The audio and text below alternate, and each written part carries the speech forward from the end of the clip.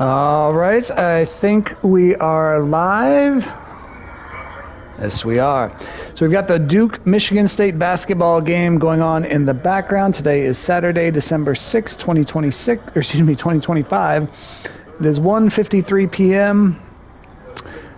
We are going to do a world tour on Microsoft Flight Simulator 2024, the PlayStation 5 version. I had been doing this in the PC version, but the PC version was kind of more of a headache than anything else, trying to make sure all the settings were right. I think I've got things fairly set up here in the PS5 version, and I think I kind of know the controls. We'll see what happens. By the way, Michigan State up by 1 with 5:02 left to go in the game, in the basketball game. But we're going to fly from Naples, Florida, where I'm at in real life, and I'm not sure where we're going to go, but we're going to start our world tour here today. Let's get ready to fly. We should be live weather conditioned. It is a beautiful day here in Naples in the winter, as it usually is. I think today the high is 84 and it's sunny. So here we go. Let's fire up the engines and get going here. Oh, somebody just took off in front of us. And my parking brake is not turning off for some reason. Well, we're off to a great start here.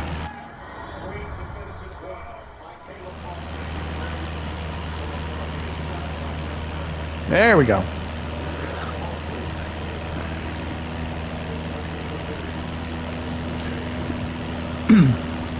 Not sure if you can actually hear the game in the background, but I'll give updates as we go. Michigan State still with a 1-point lead. Duke has the ball. 4.5 minutes to go in the game now.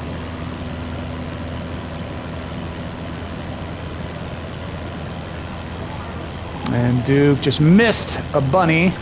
Got the rebound, then got blocked. And the ball just went out of bounds on Michigan State.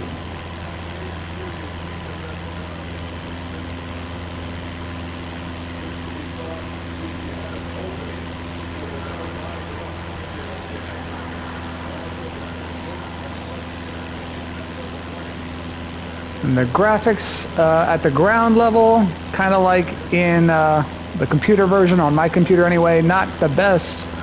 But once you're up in the air, it looks decent. The water looks decent. Just the trees and stuff on right at ground level, the buildings don't look super great. But they will have some, like the major cities will have some detail and famous landmark buildings that you'll be able to see. Duke misses another shot at the rim. Michigan State still up 1, 4:03 to go now. Let's actually fly down the coast here of Southwest Florida, here in Naples. We're going to see some sights that I will recognize at least. Oh, Isaiah Evans for 3, hit it. Duke up by 2, 3:55 to go in the game. Here we've got the beach. That's probably actually where Naples Pier is supposed to be, right there.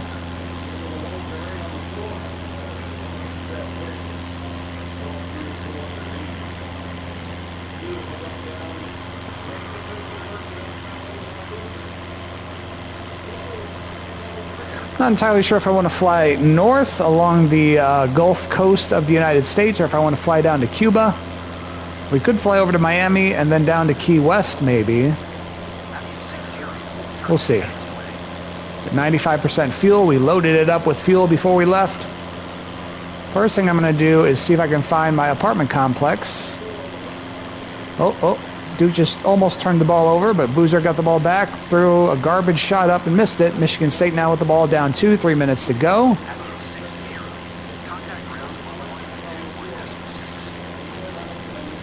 Michigan State just called timeout with 2:54 to go, down 2, but they have the ball. All right, so this is the coast of southern Naples on the way to Marco Island. But what we're going to do first is buzz on over to where I live. Probably should have looked at where I work first, because that's closer to where I am now. Maybe we'll do that here.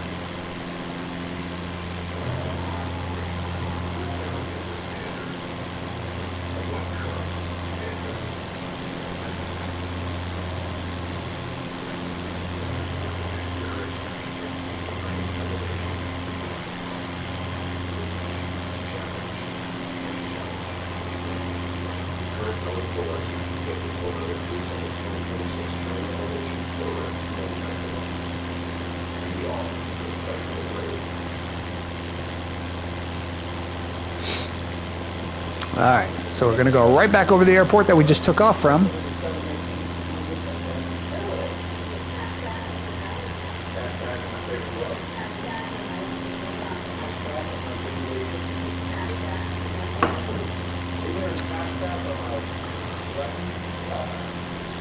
Put the flaps all the way up. I think that's what it's telling me to do. So looking down, is that a Home Depot down there maybe? All right, so that's US 41 right there, that major road, I'm pretty sure. The mall that might be the mall there. I'm probably about to crash here.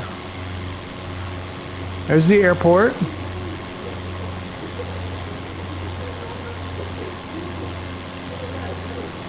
That we just took off from. This would be Airport Pulling Road, right by the airport. And if we take that north, just past the airport, we'll fly over my place of business for now. And anyway, it's been a rough couple weeks. We'll see if I stay there, but for now, still work there.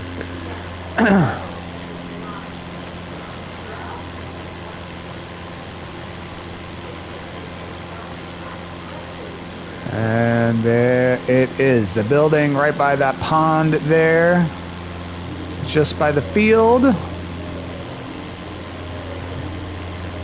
As we're basically flying over it now.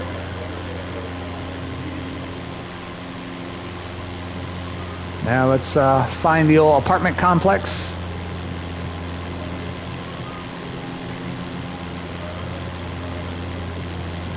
Now, apparently, you can't bring up a map while you're in flight, but what you can do is go to the cockpit view and look at this map right here. So you can see we're flying directly south, and we're going to fly to Lely Resort and then on down to Marco Island. Go back to the external view. So this is on just a regular PlayStation. I'm not sure how much better it would look on a PlayStation 5, I mean. I'm not sure how much better it would look on a PlayStation 5 Pro, but it looks decent here. Just obviously the detail on the ground's not great. You're not going to have too incredible of graphics on the ground level. Even on the highest end PCs, I don't think the graphics are that great on the ground level. They're better than this, but not perfect. Now I know there's supposed to be animals and stuff in here. You can do the photographer mode.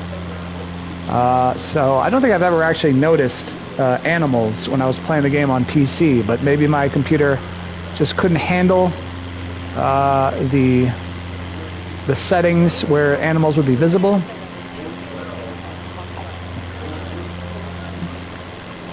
Let's see how the PlayStation 5 handles it. Michigan State with the ball, trying to tie the game or take the lead.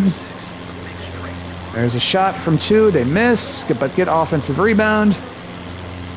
Driving to the basket. I called a foul on Duke on the ground. That might be on, I thought it was on Cameron Boozer. That would have been a bad deal. He's already got 4. So his next foul, he's out. But it was on Kaminia, I think. Still working to identify all the new players on Duke's team. Michigan State with 1-1, I think. Yeah, and he misses the first, and Cameron Boozer gets the rebound. So Duke's still up 2:28 to go. All right, I'm not really paying attention to where I am, so let's see, what is that landmark there? Naples Manor. I need to start identifying some landmarks here. Over there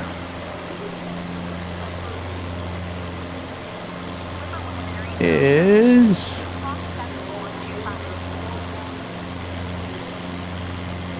Duke just took a 3 and missed it. Rebound Michigan State. Foul on Duke. So now back to 1-1, I think, for Michigan State. Still not entirely sure how close to where I live I am right now. I think I'm fairly close to Naples Manor.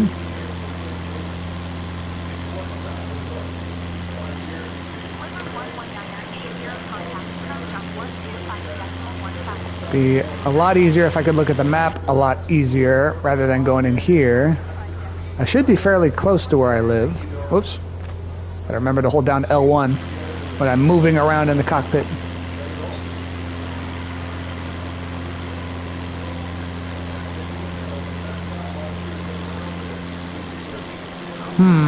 I'm not recognizing anything right now. This road over here might be Collier Boulevard.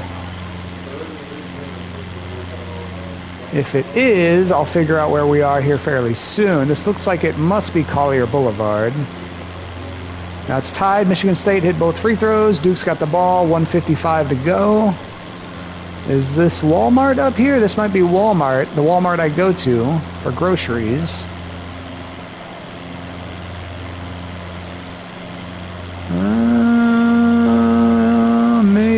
I don't think so. Not sure what that is. Let's follow this road. I'm pretty sure this is Collier Boulevard. All right, Duke just got a basket and a foul, it looks like. Or maybe just a foul. They haven't changed the score yet.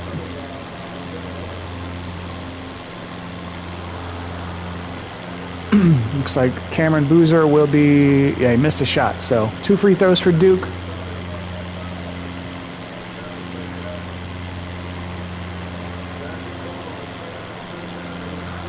We're essentially almost to Marco Island here. I might have passed where I live. All right, he hit the first free throw. Duke with a 1-point lead, 1:35 to go.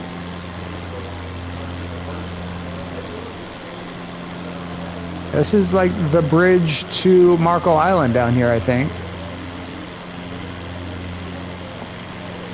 Let's buzz back up north for just a bit.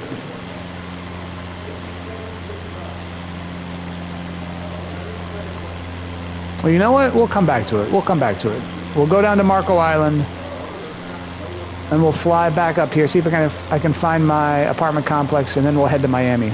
So Duke hit both free throws. Michigan State came down, missed a shot. Duke up 2 with 1:14 to go in the game.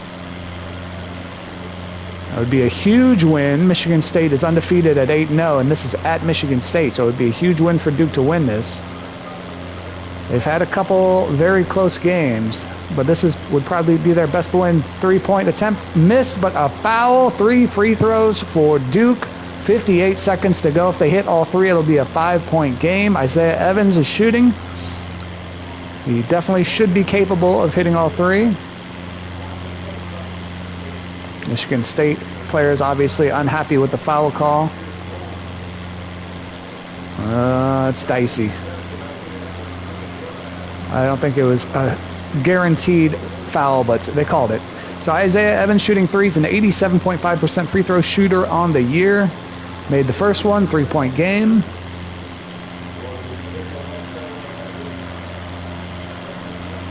Here comes free throw number 2. It looks like it's Marco Island's little airport over there. Made the second. It's a 4-point game, 59-55, 58 seconds to go.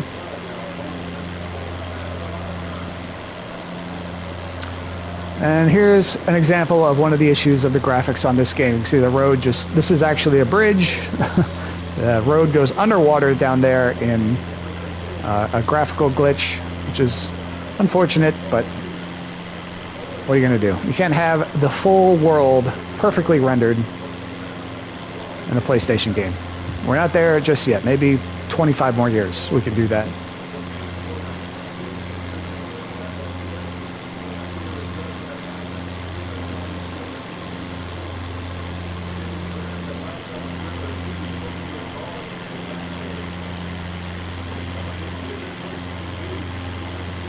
All right, we're cruising into Marco Island now. Been here a few times. It's been a while since I've been down there. It's not that far from me. And they're talking about remaining undefeated teams, power conference teams, and Nebraska is highlighted because they're a Big Ten team. It's Nebraska at 7-0, playing Creighton tomorrow night, or tomorrow daytime, I'm not sure, Sunday. Creighton will probably win that game, but Nebraska's had the better start to the season so far.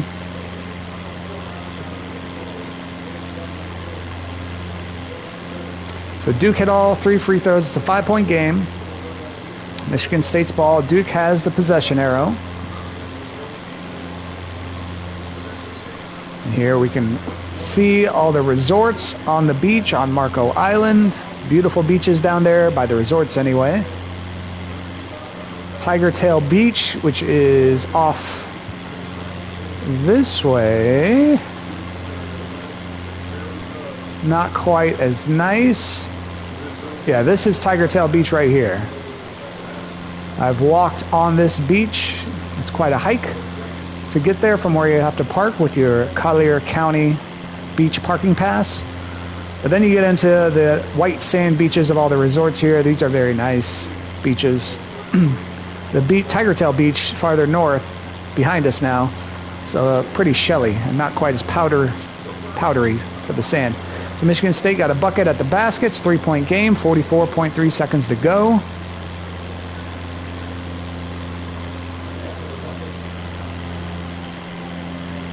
Oh, and Izzo is pissed off about something.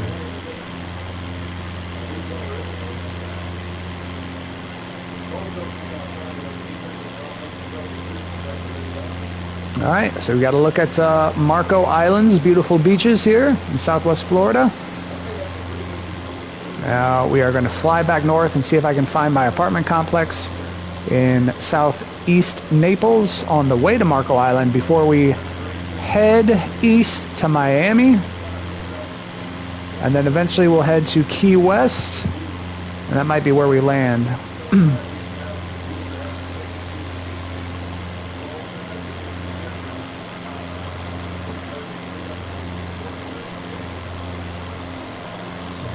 Michigan State players all over the Duke players, trying to force that turnover, but they get it across half court. Call timeout, 37.6 seconds to go. Duke up by 3.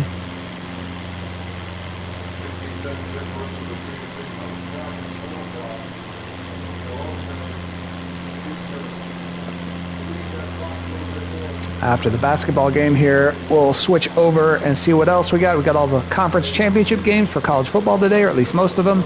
Some were last night. We're going over notable non-conference games for Duke. They beat Texas 75-60. They beat number 24 Kansas 78-66. They beat number 22 Arkansas 80-71. They beat number 15 Florida 67-66. That was a dicey one. And today they're at number 7 Michigan State. They still got Texas Tech number 19 and number 3 Michigan on the schedule coming up. So pretty tough non-conference schedule for the Duke Blue Devils this year. There's the marker for Marco Island. It's a baseball field down there.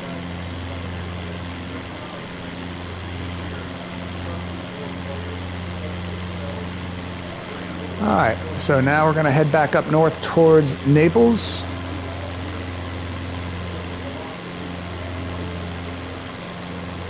Here's the road we followed into Marco Island. We'll follow it right back out. Still got 95% fuel, so we should be good to get down to Key West. Michigan State's notable non-conference games: number 14 Arkansas, number 12 Kentucky, number 16 North Carolina. Michigan State won them all. Again, Duke up 3 with 37.6 seconds to go. Let's see what happens. They inbound the ball. Michigan State's going to play it out, not fouling. 30, 15 on the shot clock. Here we go. Duke's initiating their offense. Cameron Boozer driving. He's going to kick it out to Caleb Foster, who misses. Oh, it rolled in. Huge shot from Caleb Foster. 63-57, 15 seconds to go. Michigan State going to get something at the basket here. Oh, they call a foul and they get the bucket. So that'll make it 63-59 with the free throw pending for Michigan State. So could be 63-60 with 11.9 to go.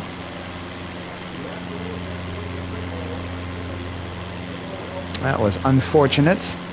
It was Cooper that got the bucket for Michigan State, and that was Boozer that got the foul, so he's out of the game. I don't think that was a foul. I think that was kind of a crap call, but 18 points for Cameron Boozer. Now out of the game. Hopefully this doesn't go to overtime. Carlos Boozer in the crowd. Doesn't seem he agrees with the call. Like, I don't agree with the call, but it could be argued he wasn't perfectly straight, so they're going to call that most often. More often than they're not going to call it anyway. Here's the Caleb Foster huge three-point shot that bounced up off the rim, off the backboard, and then falls into the basket. Huge shot. And he hits the free throw, so 63-60, 11.9 to go. Duke's going to inbound the ball. Michigan State setting up a press here. And they inbound it to Caleb Foster. He is probably our worst free throw shooter. I think he's in the 60s. So let's see how this goes. All right, so we should be getting back close to where my apartment complex is at. That might be one Walmart there. I think I'm recognizing where we are. Yeah, I think that's the Walmart to the right. I think to the left we've got, there's a Panera there. Just across the street there's a McDonald's and a Burger King. There's a Publix there. I know exactly where we are. There's a Pizza Hut. That's where I get my haircuts down there. Right, Caleb Foster's about to shoot first free throw, 1-and-1, but he hit the first one, so that's good. Gets the second shot. It's a 4-point game. 10.7 seconds to go.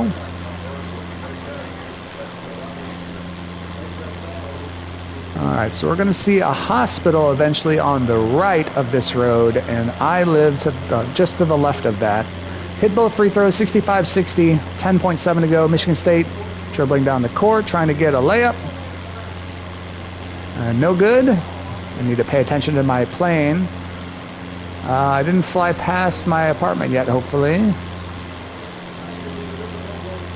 65-60, 4.2 to go. I think it's Duke's ball. All right, what do we got here? This might be my apartment complex? No.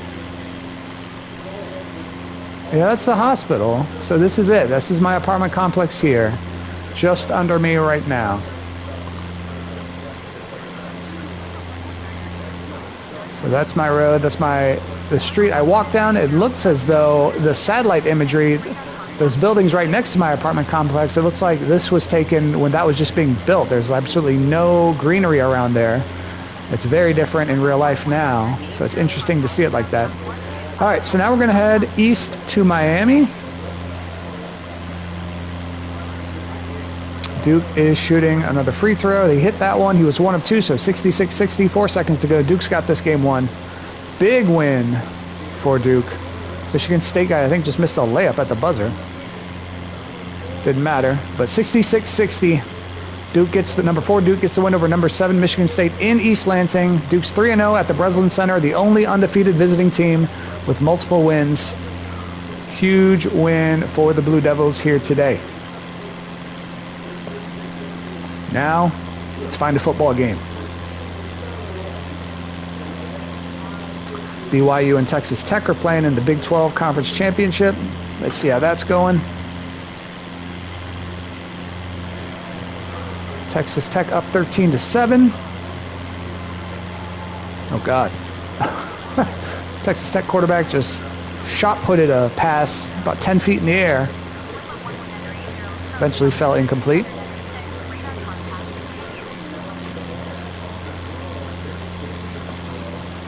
All right, we're about to pass the Walmart I actually get my groceries at most of the time. Just to the left there, past the golf course. There's my Walmart.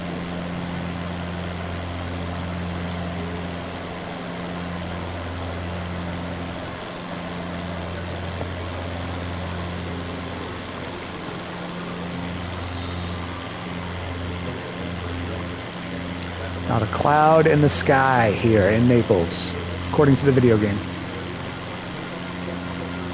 Fairly accurate. I did go on a long walk today. I didn't notice too many clouds.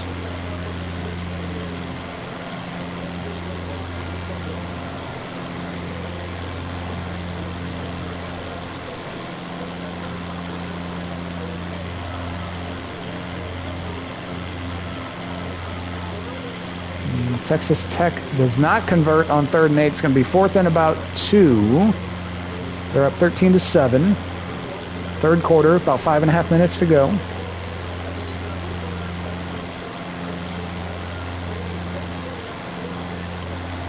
And we're just going to follow the interstate, I-75 to Miami from Naples.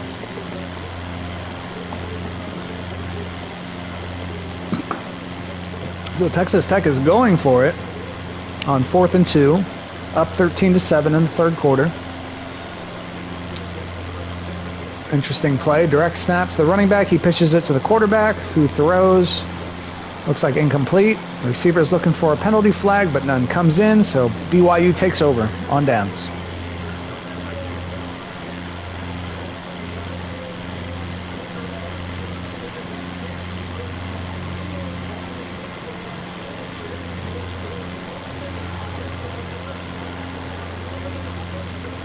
So when you're up this high, it doesn't look too bad down there on the ground, but when you get a little closer, all the buildings look kind of janky.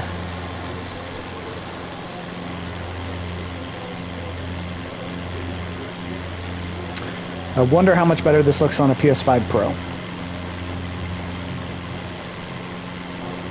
Probably only a couple years before the PS6 comes out. Maybe that's about when GTA 6 will come out as well. Supposedly GTA 6 comes out next November, but it's already been delayed a couple times.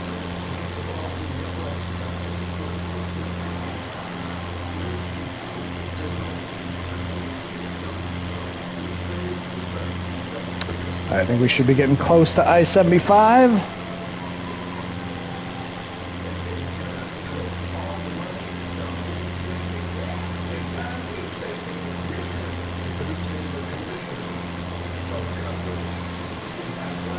See the Gulf Coast and the hotels and the resorts in the distance back there.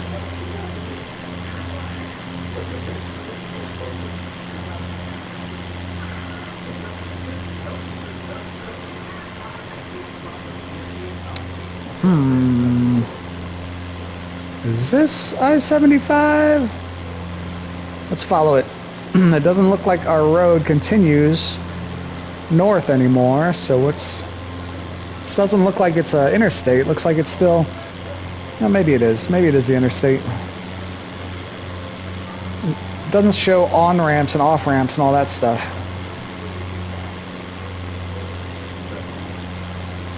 We should be heading pretty much directly east now. Let's take a look. Yeah, we are going straight east now. So we're at least heading the right direction to get to Miami. Not sure we're following I-75 or just some other road in Naples, but we're heading the right direction. One of many golf courses here in Naples.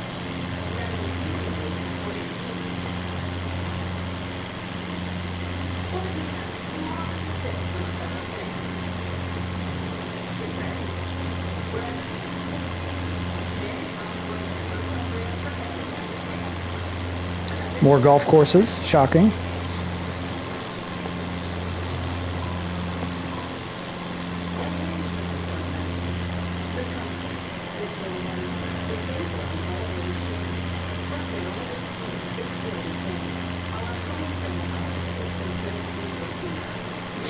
Going to do a quick check and see how audible the TV is on my broadcast here.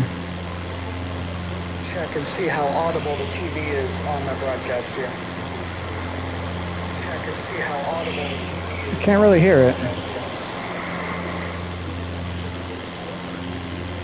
But Texas Tech and BYU still playing. Probably should have thrown a flag there on BYU for pass interference, but they didn't call it, so BYU taking over, down 6.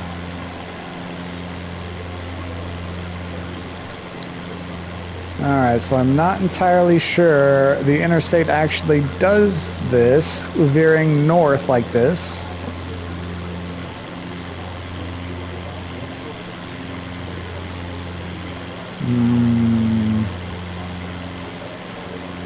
We'll follow it. Let's see how far north it goes.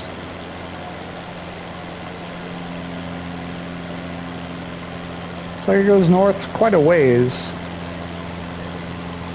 I'm guessing we just missed the interstate. If we follow this road's heading east.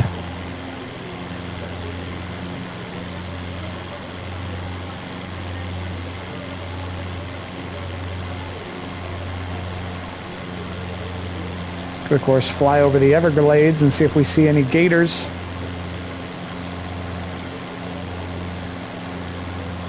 I think if we go, well, this might be the interstate here, I guess. Doesn't look like it. That looks like an intersection, not exits. I think if we go south, we'd run into the interstate. But maybe we should go check out the Everglades on the way to Miami.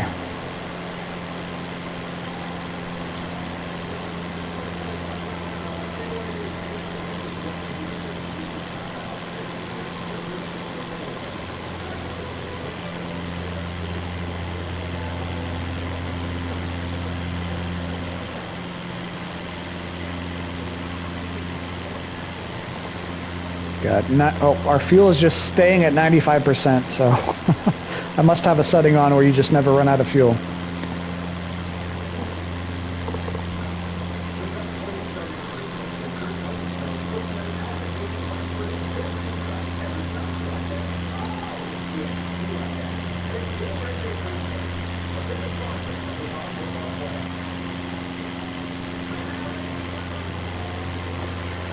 This commercial, this Wrangler's commercial, and if I put on my jeans and I feel all right song, will forever remind me of summer 2024. It was on like every commercial break, I swear, back then. Now it's coming back.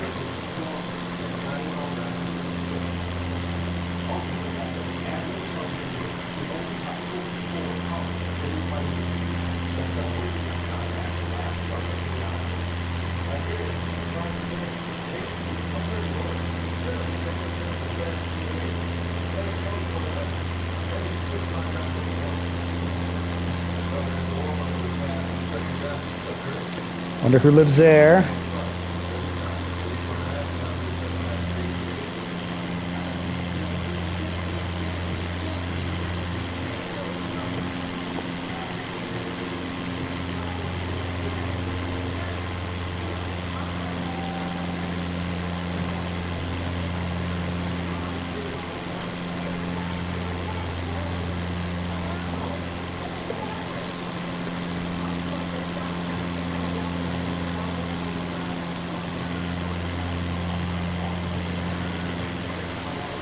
Big empty mowed field here. You got those perfectly lined squares of different terrain. Kind of breaks immersion a little bit, but that's okay.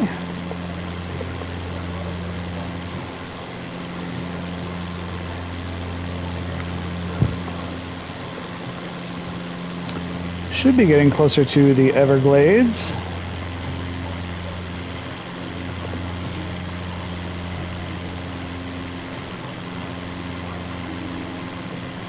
This might be Big Cypress Reservation, Miccosukee Reservation. Everglades are kind of straight south. Let's take a look here. Oh, we better exit out. I think I'm sending my plane into the ground. Yeah, let's not crash.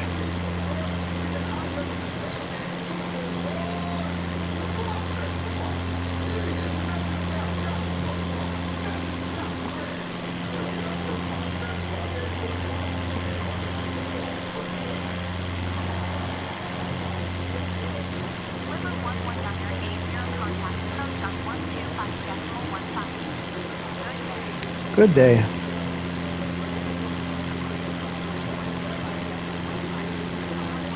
Got my co-pilot talking to air traffic control for me.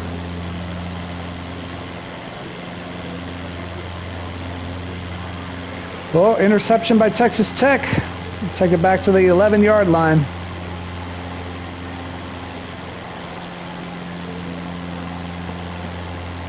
So now we're probably getting into Everglades territory here.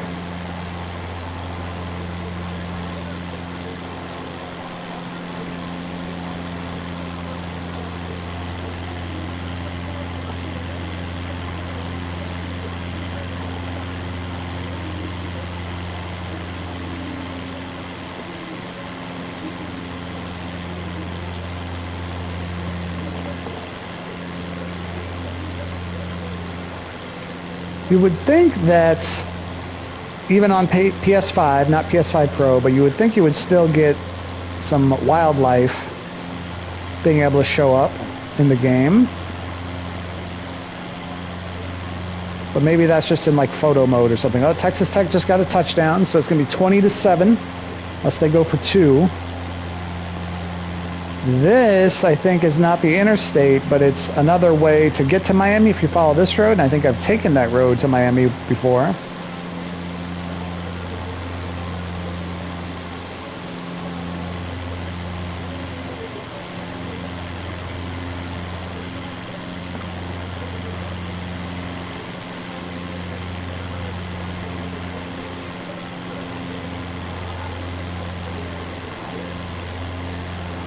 BYU fans are not happy. At least they made the conference championship game. I'm a Nebraska fan. It's been a few years since we made a conference championship game. And when we did, we got murdered in it. But hey, we've always got the 90s. And the 70s. 50 years ago. Going for 2, and they get it. 21-7.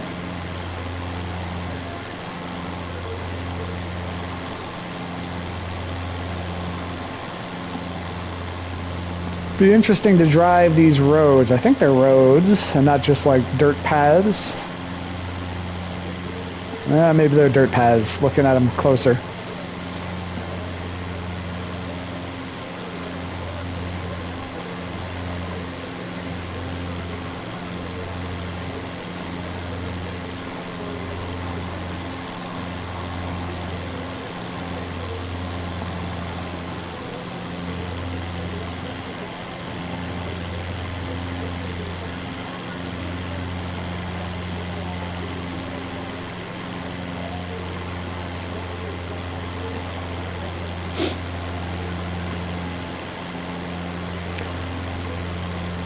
I don't think I've heard what the story is behind the tire that Texas Tech has on their sidelines.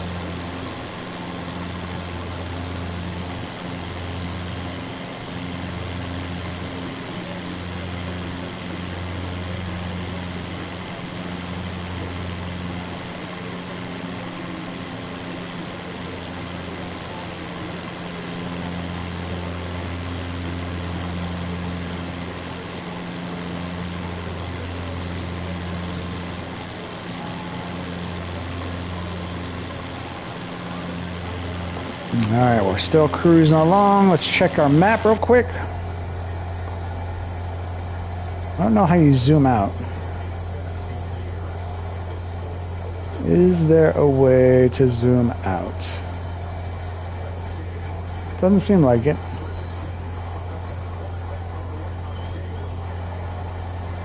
If I click on it. No.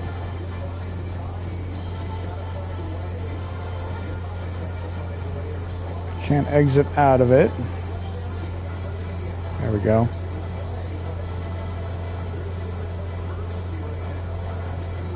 Alright, not much we can really do with that, it doesn't look like.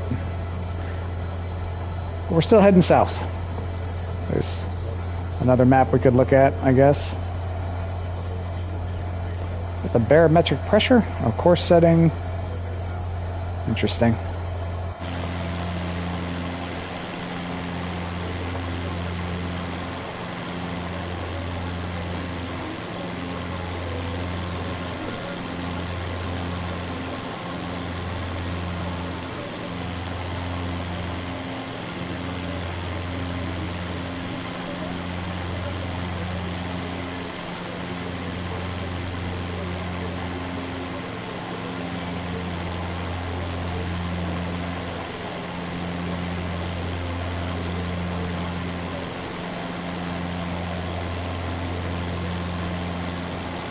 Well, no.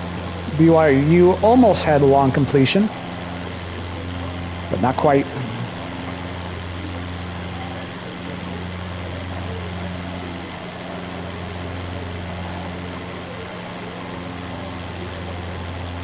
Not a bad throw. Should have been a catch.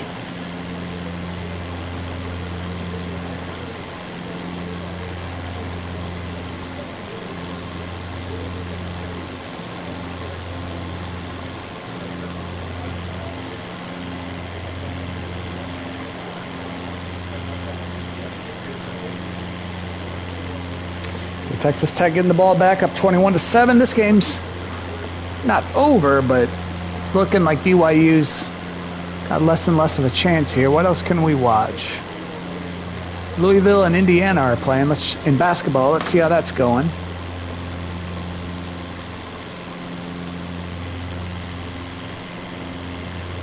It's 10-0 Louisville at the first timeout. 15:04 to go in the first half.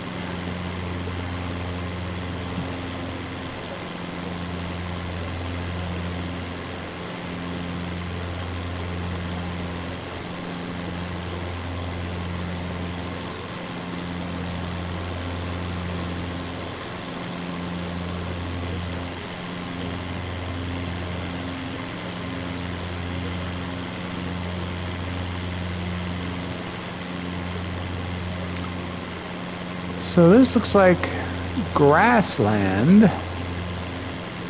Doesn't really look too swampy. But I'm not sure this is super accurate.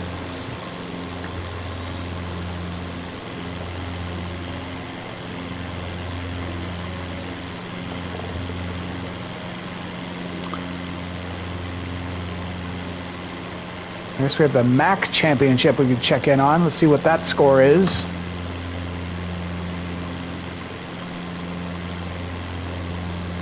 Western Michigan up 23-6 on Miami of Ohio.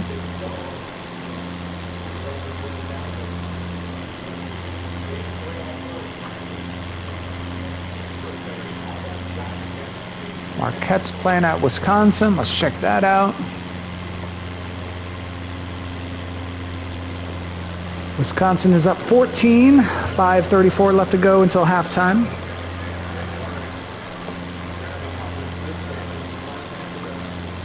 This looks like more a swampy area. I think we're officially in the Everglades now.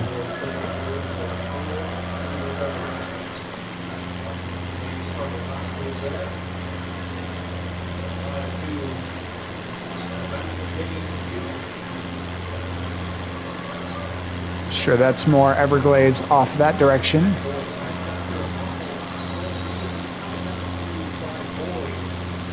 But we are going to go east. We're eventually going to make it to Miami and then follow the, I forget what they call it, A1A, I guess, down to Key West.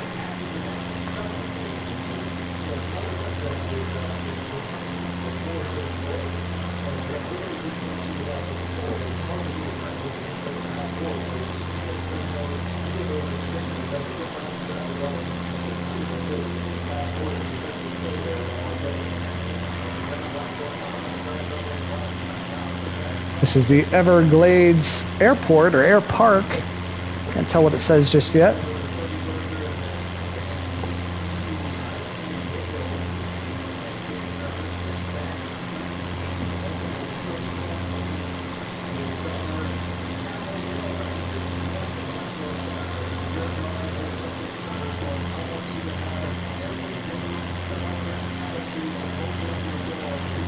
And we might go to some podcasts as we play here.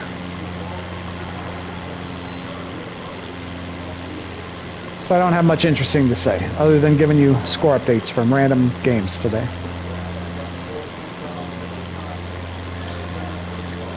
Maybe we'll go with the Tony Kornheiser shows from, let's see, oops.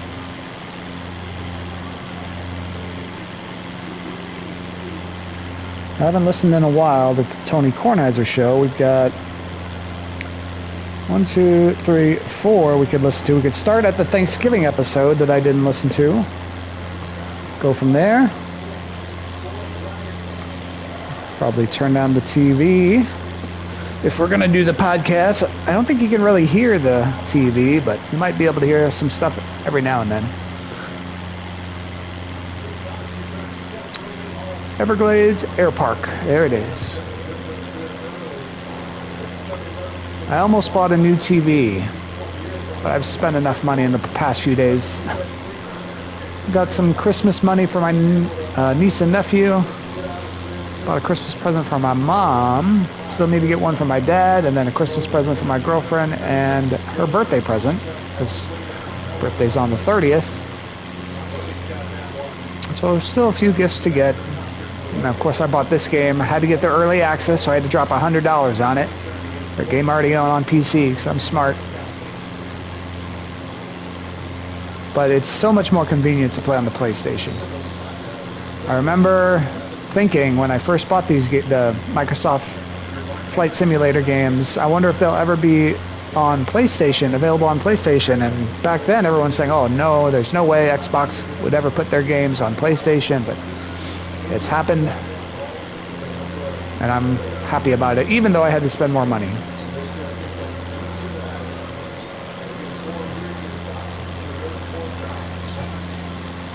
Wisconsin just beating the hell out of Marquette, so yeah, this game isn't worth paying attention to. Let's turn the volume down on the TV. And let's go to a podcast. Let's go to the Tony Kornheiser Show from Thanksgiving, Thursday, November 27th. We hope you're all getting ready for a great time today with lots of food, football, hopefully not too many annoying relatives. On the show today, we'll talk to Jason Lockenfora, James Carville, and Jeff Ma. But first, commerce. You know how some snacks just don't measure up? Well, Virginia Diner peanuts are on another level. They've been roasting peanuts for almost a century, right from the peanut capital of the world. And trust me, these aren't your average grocery store peanuts. Virginia peanuts are big, crunchy, and packed with flavor. Plus, Virginia Diner has tons of varieties, sweets, and snack mixes that make the perfect gift, or let's be honest, a treat for yourself. I have these peanuts. Yes. These peanuts are great. They are. Everybody on this show has these peanuts. These peanuts are great. Yes. They're great. They really are. Really good. The toasted pecans, you never even saw those. No, I didn't get a chance Nope. though. These things are They great. were taken early. Go to Drafted. vadiner.com before December 19th and enter the promo code TONY for 20% off your order. Do this, people. Use the code. Don't let the holidays derail your fitness. Stay on track with Hydro. 20 minutes rowing on a Hydro. Target Kornheiser Show. Jose Mourinho, who's a very famous soccer coach, grabbing the other coach by the nose.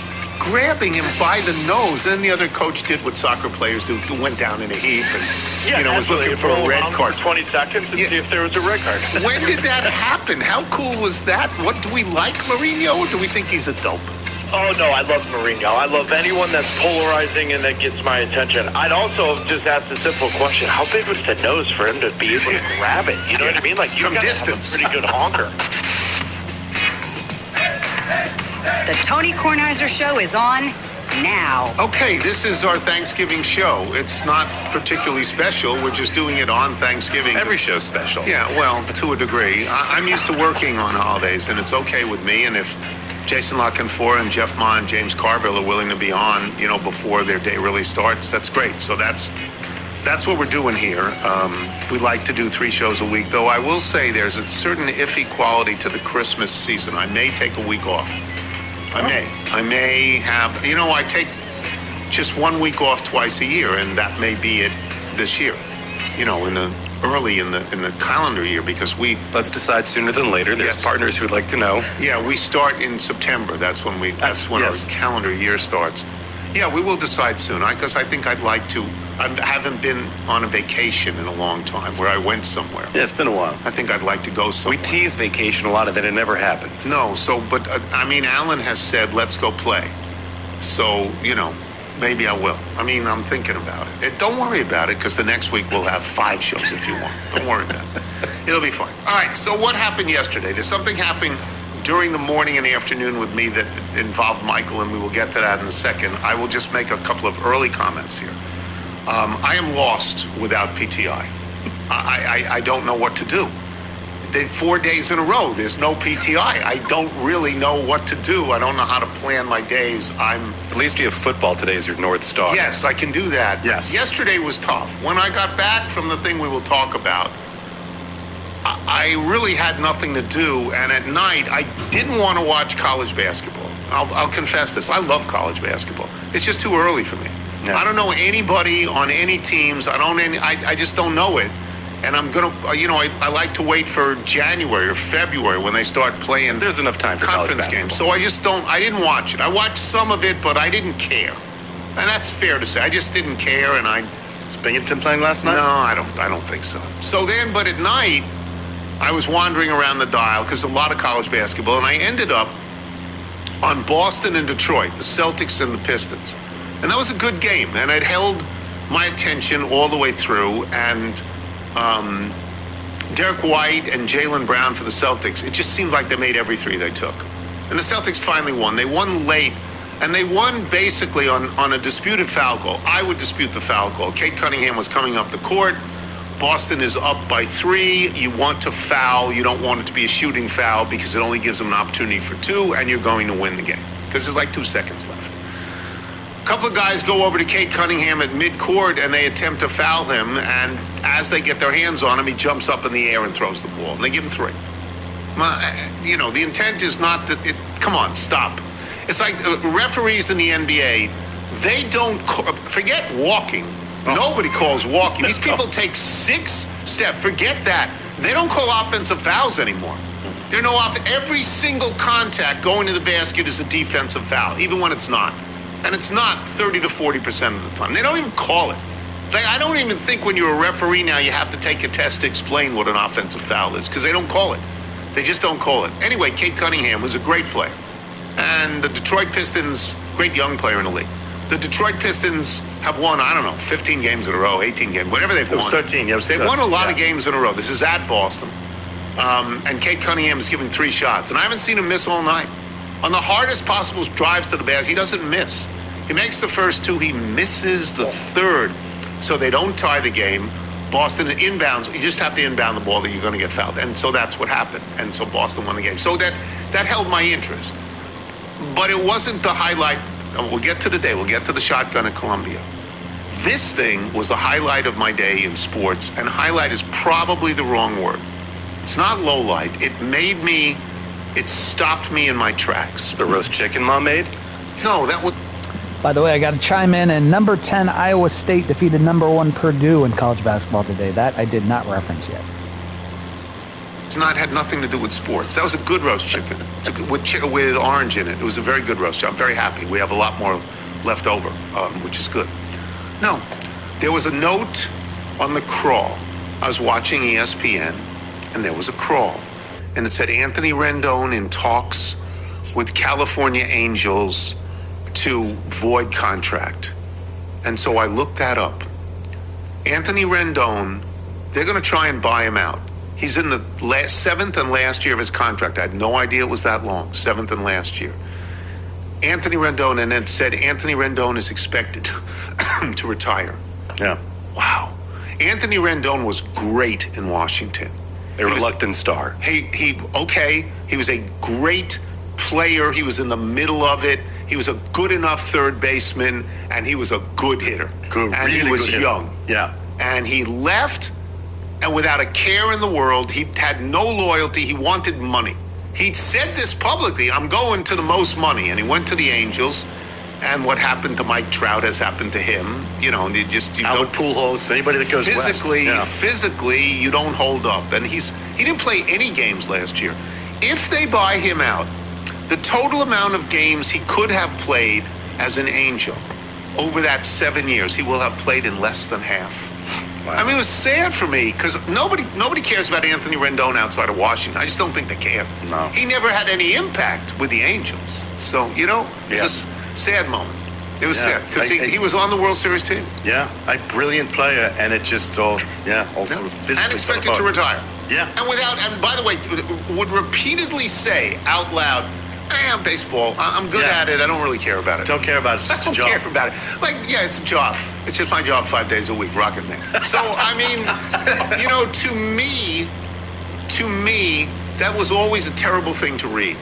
Yeah. Maybe it's true for a lot of these guys, but those of us who are not athletes think, wow, if I could be a pro athlete, I would love it. Right, we still view that through the eyes of childhood. Like, yes, I would love it. I mean, I think of Max Scherzer. I want to get out and play as much as I can. He wants to play again next year. Yeah. So, anyway. So the big news for me, and we bring Michael in on this. Michael signed us up at Columbia. There are 2 shotguns. There was a Wednesday shotgun, which was yesterday. There's a Friday shotgun tomorrow. The Friday shotgun is going to be a lot colder than yesterday.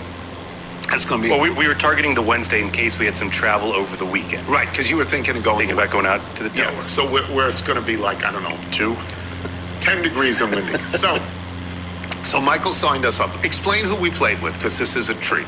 So we had the ability to bring guests to this event, so I knew I was going to play with Dad, and I was trying to figure out how to round out that 4-ball, and it's like trying to create a dinner seating or, just who you want to have over to a small party, because you're together for 4 hours. So I wanted to bring one of our friends from, that we know from school and just living in the neighborhood, Mark Shalaba, and I wanted to bring Dan Kolko. I did not tell Dad about either of these guests.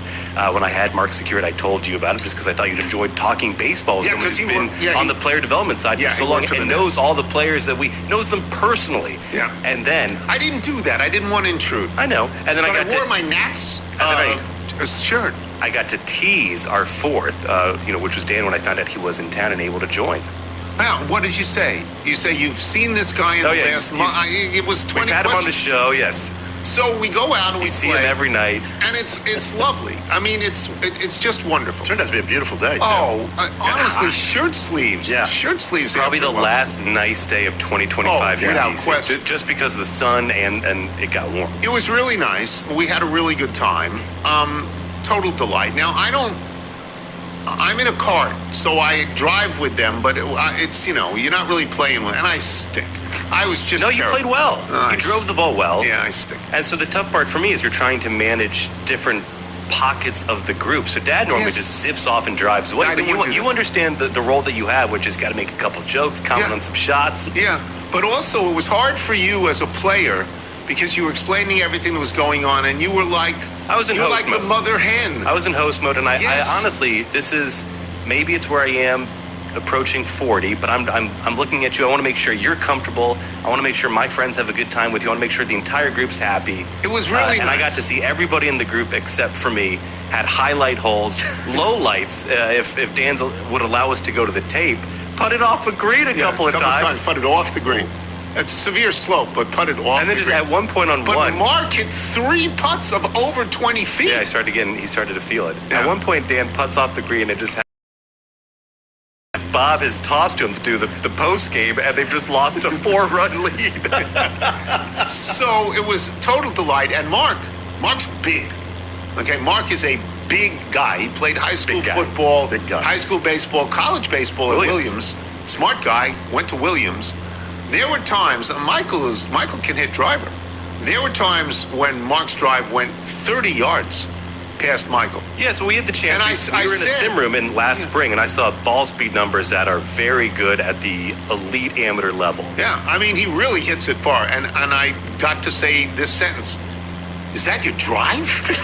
Because it was like on 12, he hit it over the trap by 30. What I love about Mark too, playing with him, because he's always, he's an athlete, so he's always trying to figure it out. He is an athlete. And when he misses big, and he's always trying to figure out, I tried to come too much on the inside. And, it was a total delight, and for the first, we started on 11, so tough hole to start. First 15 holes that we played, we were on a great pace. And then on a par 3, on the number 8 par 3, it slowed down, and these things happen. There's the shack is there, and people stop and get something. It's okay. But by and large, I would say we had just a wonderful, wonderful time. I was so happy to do it because I think that's sort of it. That's sort of it without lined pants and 5 jackets. For the rest of the year. No, and you have a great habit, a tradition. Your exercise is going out to play golf. So throughout the winter you will, but it's one of those, the high never feels like it reaches the high. The sun goes down a little bit earlier than you think. This felt like, it didn't even feel like a nice October day. It felt like an April day. It was really nice. Yeah. It was really nice, and it was a great treat. And it was just a great treat. I had a really good time. And I got to ask you in the middle of the round if you were okay with our starting time for the holiday dinner tonight, and there was some back and forth, and I think at one point you threatened not to come. No, what I said was, we have the dog, we have Chessie, I have to make sure Chessie is walked and everything is okay with Chessie, and then I'll come over, and but it's not... We're going a little bit earlier than you'd like, okay? Yes. So just change your clock. Enough. It's just not good enough. You start banging the table with your shoe? No, I didn't do anything like that. I'll make you a to-go bag. I know who's there. I know the names. I don't really have to be there for any length of time. Yeah, I mean, I'm being threatened. I'm feeling threatened by all this. But we had a very good time. I'm grateful to everybody, including Columbia, for putting. Yeah, Columbia's done such a good job of creating these events, and it's so fun to show the course and introduce the club to our friends. Yeah, it's really nice. And Dan's going to go see Wicked 2 on Friday. Yeah. Oh, based on your review? No, he's not heard my review yet. Yeah, Okay. No, he probably wouldn't. Based on No. Michael was lukewarm to say the highest. No, I was very satisfied to see it and to see it in theaters. Yeah. So, all right. So we will take a break. Jason right. Lockenfora. When we return, I'm Tony Kornheiser. This is the Tony Kornheiser Show. You know how there's always that one person in the family who somehow wins Christmas every year? The one whose gifts make everyone else's look kind of basic. Yeah. This year, make sure that person is you, because Aura frames are basically the cheat code for winning the holidays. I have an Aura frame. I really love it. We update it for you. Yeah, it's so easy to set up. Well, it was easy for Michael to set it up for me. But all you have to do is download the Aura app, It's got connect the to official Wi-Fi. family photos. Yes, it's great. And start It adding is. unlimited photos. All and even 5 smiling. short videos straight from your phone, if you know how to do that. You can even preload it before it ships, so when your family opens it, the memories are already there. And you can keep adding more anytime from anywhere, which Michael does for me. Every frame comes in a premium gift box, no wrapping required, and it's so personal. It actually feels meaningful. Honestly, it's one of those rare gifts that make people tear up and use it every day. For a limited time, visit auraframes.com and get $45 off Aura's best-selling Carver matte frames, named #1 by Wirecutter, by using promo code TonyK at checkout. That's AURA frames.com, promo code TonyK. This exclusive Black Friday Cyber Monday deal is their best of the year, so order now before it ends. Terms and conditions apply. Avoiding your unfinished home projects because you're not sure. Of his letters. And it comes with this letter.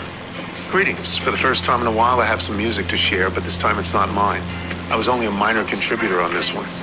This is the opening track to an album called A Trip to Mr. Z's, available on all major digital platforms. It's a collection of 10 songs, all of them written by my brother, Ben Warrington, and our mutual oldest friend, Pete Dybdahl. They started writing songs 25 years ago when they were camp counselors together. Been writing ever since, largely to amuse their kids. None of their songs had ever been properly recorded. We hadn't seen each other a while, so we arranged a 4-day gathering to catch up and record an album. Aside from the three of us, the group of musicians include my sister Lucy, Pete's wife Angie, and old camp friend Pete Weiss. On this track, Pete and Angie are the primary vocalists. My sister and brother sing harmonies, and I play the violin. Happy Thanksgiving to one and all. You're wondering who sent this? It's Ian Warrington, who is a great musician. A great musician. More importantly, he's an emergency room doctor. Right? Those are his two vocations, musician and doctor. Okay? I go on television to talk to Wilbur. It doesn't really mean much. Plays in Ian Warrington's band, his brother and his sister and all of those people. They play in Jason Lockenfora. We have a note for Jason from Jonathan Shapinsky in Beltsville, Maryland. Since you are going to work on Thanksgiving and you are going to make Lockenfora work too, please ask him to talk about Baltimore's Turkey Bowl, a tradition that is over 100 years old, when his tired Loyola Dons play my vaulted Calvert Hall Cardinals every Thanksgiving morning. And please tell Debbie Chapman to eat it, and by it I mean the turkey and a mountain of side dishes. This is a tradition unlike any other in Baltimore, I assume? Well, I think it's the longest running consecutively played Catholic high school football rivalry in the country. Yeah, I will be there at Towson University about an hour from now to watch the Loyola Dons roll for the third straight year over the school that's across the street from the Red Robin. It's just what we do. And especially now, Joe Broon, Coach Broon, who our football field is named after, who was my college guidance counselor and creative writing teacher, and who led the Mighty Dons to 19 Turkey Bowl victories. He passed away a day ago at age 91. Ooh. So everybody's thinking of Coach Broon and the little Blakefield family, and I'm sure he will be in everybody's thoughts today as we head over to Turkey Bowl. Wonderful. Absolutely. It's a tradition like no other. That's wonderful to know. It's wonderful to know. We will get to pro football now. I made this note the other day. I don't know if it's true. You would have a better perspective on this. The two most thrilling games last week were Kansas City and Detroit winning in overtime. Totally thrilling. Yeah. Did they save their seasons? Well, sir, I mean, I think Kansas City did, and perhaps Detroit as well. Now, they saved them temporarily because, this week it's fleeting. But, yeah, I mean, Kansas City, if they go to 5 and 6 there with the schedule they have to play, I think, things could have got incredibly dicey. Now they've got to follow it up with a win on short rest against Dallas today. And they got to take the show on the road. They've been one thing at home and quite another on the road, and not in a good way. But I suspect that they do that.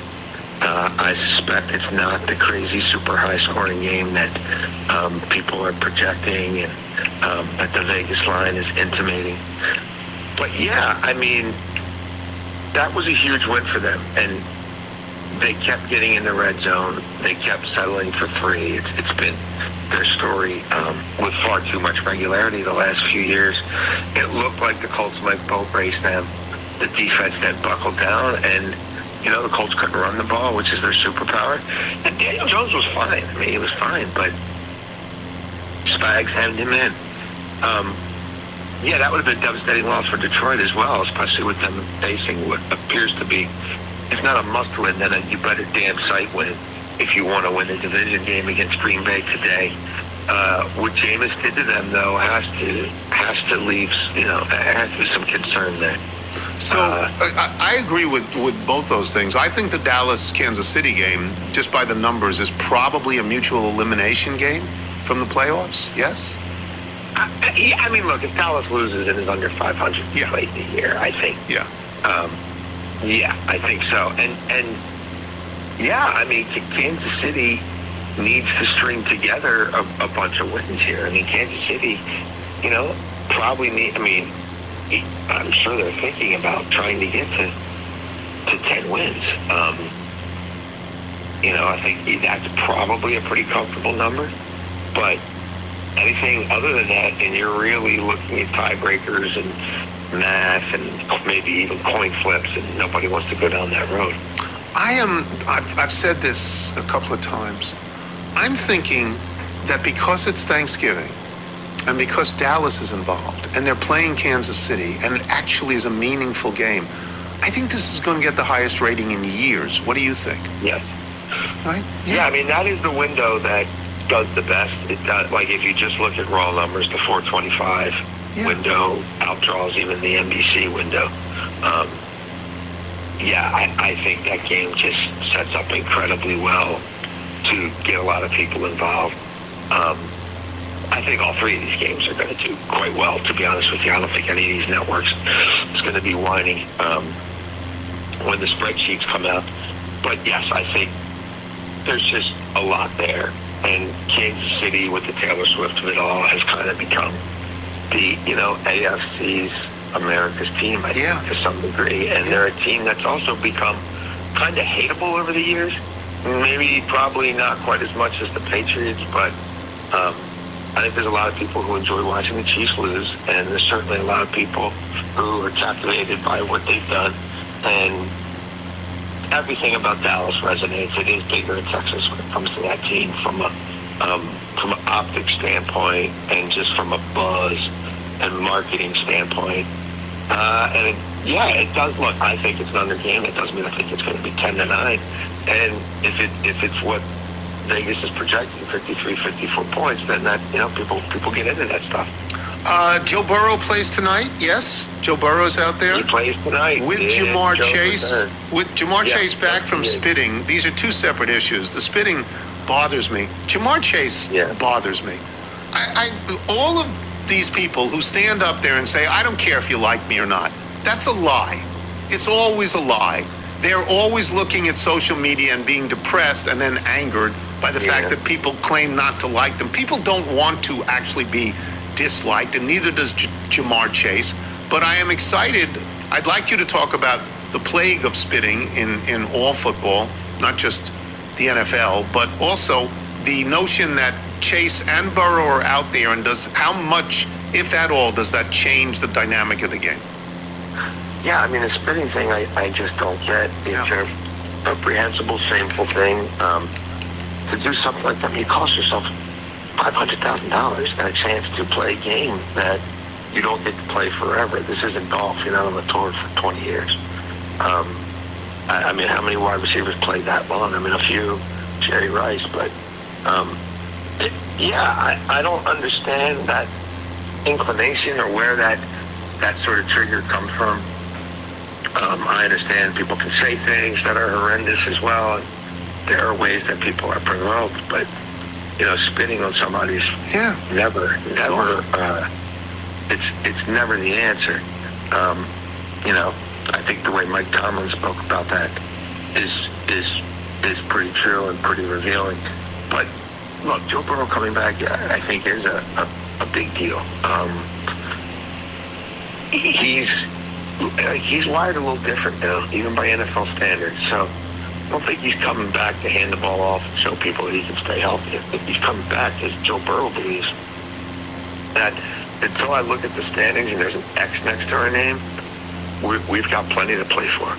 And I think Joe Burrow's had a lot of time to watch a lot of film and see a lot of flaws in the Baltimore Ravens and Pittsburgh Steelers, and that's really the only tunnel. Like, that's the tunnel. That's right. Got to win the division. That's the portal through which the Bengals view the league, because that's all that matters, because that's the only way they're getting in the playoffs. Yeah. And there are a lot of flaws with those two teams, even during the Ravens' 5-game win streak. And he was pissed off that the Bengals have to go to Baltimore on a Thursday night, like seemingly every year in November. Like, he was complaining about that when the schedule came out. So this game was circled for him before it became, that's also the game you're going to play football for the first time in 2 months. You're going to finally win a couple games early in the season. You're not going to look great doing it. But you're finally not going to start a year 0-4, and then you're not going to play for 2 months. And you're going to come back against Baltimore. When you come back, Lamar is going to have looked like really bad for a month and is clearly not healthy. That doesn't mean Lamar doesn't put on the show tonight, but this is not. I mean, Lamar Jackson with average legs, less than average legs. It's just a different version of him than I've ever seen before, and it's not like it was a blip. Again, it's been since he came back, and now he has to play on a short week. And yes, the Bengals defense sucks, but there's still NFL athletes out there. So yeah, it's an incredibly interesting game. Jamar Chase in his last 2 games against the Ravens has 21 catches for 457 yards and 5 touchdowns. Wow. Yeah, and he lines up in the slot quite a bit. And even during this Ravens 5-game win streak, where the defense has certainly righted itself, they're still for the season. If you look at it, a lot of metrics on the whole, they're bottom quarter of the league, probably more like bottom 5 of the league, defending all different types of body types in the slot, from little receivers to little and running backs to big running backs to tight ends to bigger receivers. Kyle Hamilton also is somebody to keep an eye on. Texas Tech up 31-7 and just got a fumble in the Big 12 championship game. I think that one's officially over. In this game, he keeps leaving games with great regularity, and then coming back and then playing the next week. But this is a real short turnaround, and that injury happened late in the last game, so I'm sure he's going to be tested early as well. I think the Bengals are going to score some points here tonight. I do. I think Chase Brown catches a bunch of balls and is a real factor out of the backfield. I think obviously Jamar Chase. And Joe Burrow might start a little rusty. That would be, normal. But I think he's going to get it cranking against a team that has a suspect pass rush and who he's put up some incredible numbers against in the past. I think he has, 12 passing touchdowns in his last 4 games against the Ravens.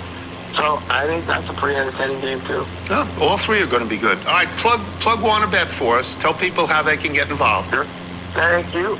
We're handicapping, myself and my buddy Beltway Ben Hall. His kid's up almost 50 units in 6 months. We're handicapping college basketball, college football, NFL, NBA, international soccer, even a little bit of MLS. Pretty much anything you might be interested in, WNBA. If we see a potential advantage there in the way something's priced, we're going to go on our little show around noon every day. It's up right now. We taped last night for Thanksgiving. Well, we didn't tape, we went live. But you can go to wannabetwithus.com. Get all our content there, all of it for free. and we're trying to make people money and doing a pretty decent job of it. So, yeah, check us out. We're not paid by any sports books. We're not shilling for baloney bets that we know won't ever cash. We're working every single day, again, to try to find value in these lines and maybe entertain you a little bit along the way. Maybe smash some crab mallets, maybe eat some lobsters, maybe steal a bit or two from PPI. That's what we do. That's good. It's okay. It's perfectly okay. We're pals. It's okay. Thank you, Jason. Serious form of flattery, Tony. Have a nice time at the football game and have a good holiday. I will, as long as we roll on roll. Thank you. Bye. Jason Lockenfora, kids. Yeah, Lobster Night with Jason Lockenfora. We will be back with James Carville and Jeff Ma. We hope. We did get word from James. We think he'll be there. Okay, James will be there, and we think Jeff Ma will be there as well. Yes. We think so. Okie dokie. I'm Tony Kornheiser. Don't let the holidays derail your fitness. Ryan Reynolds here, wishing you a very Kornheiser show.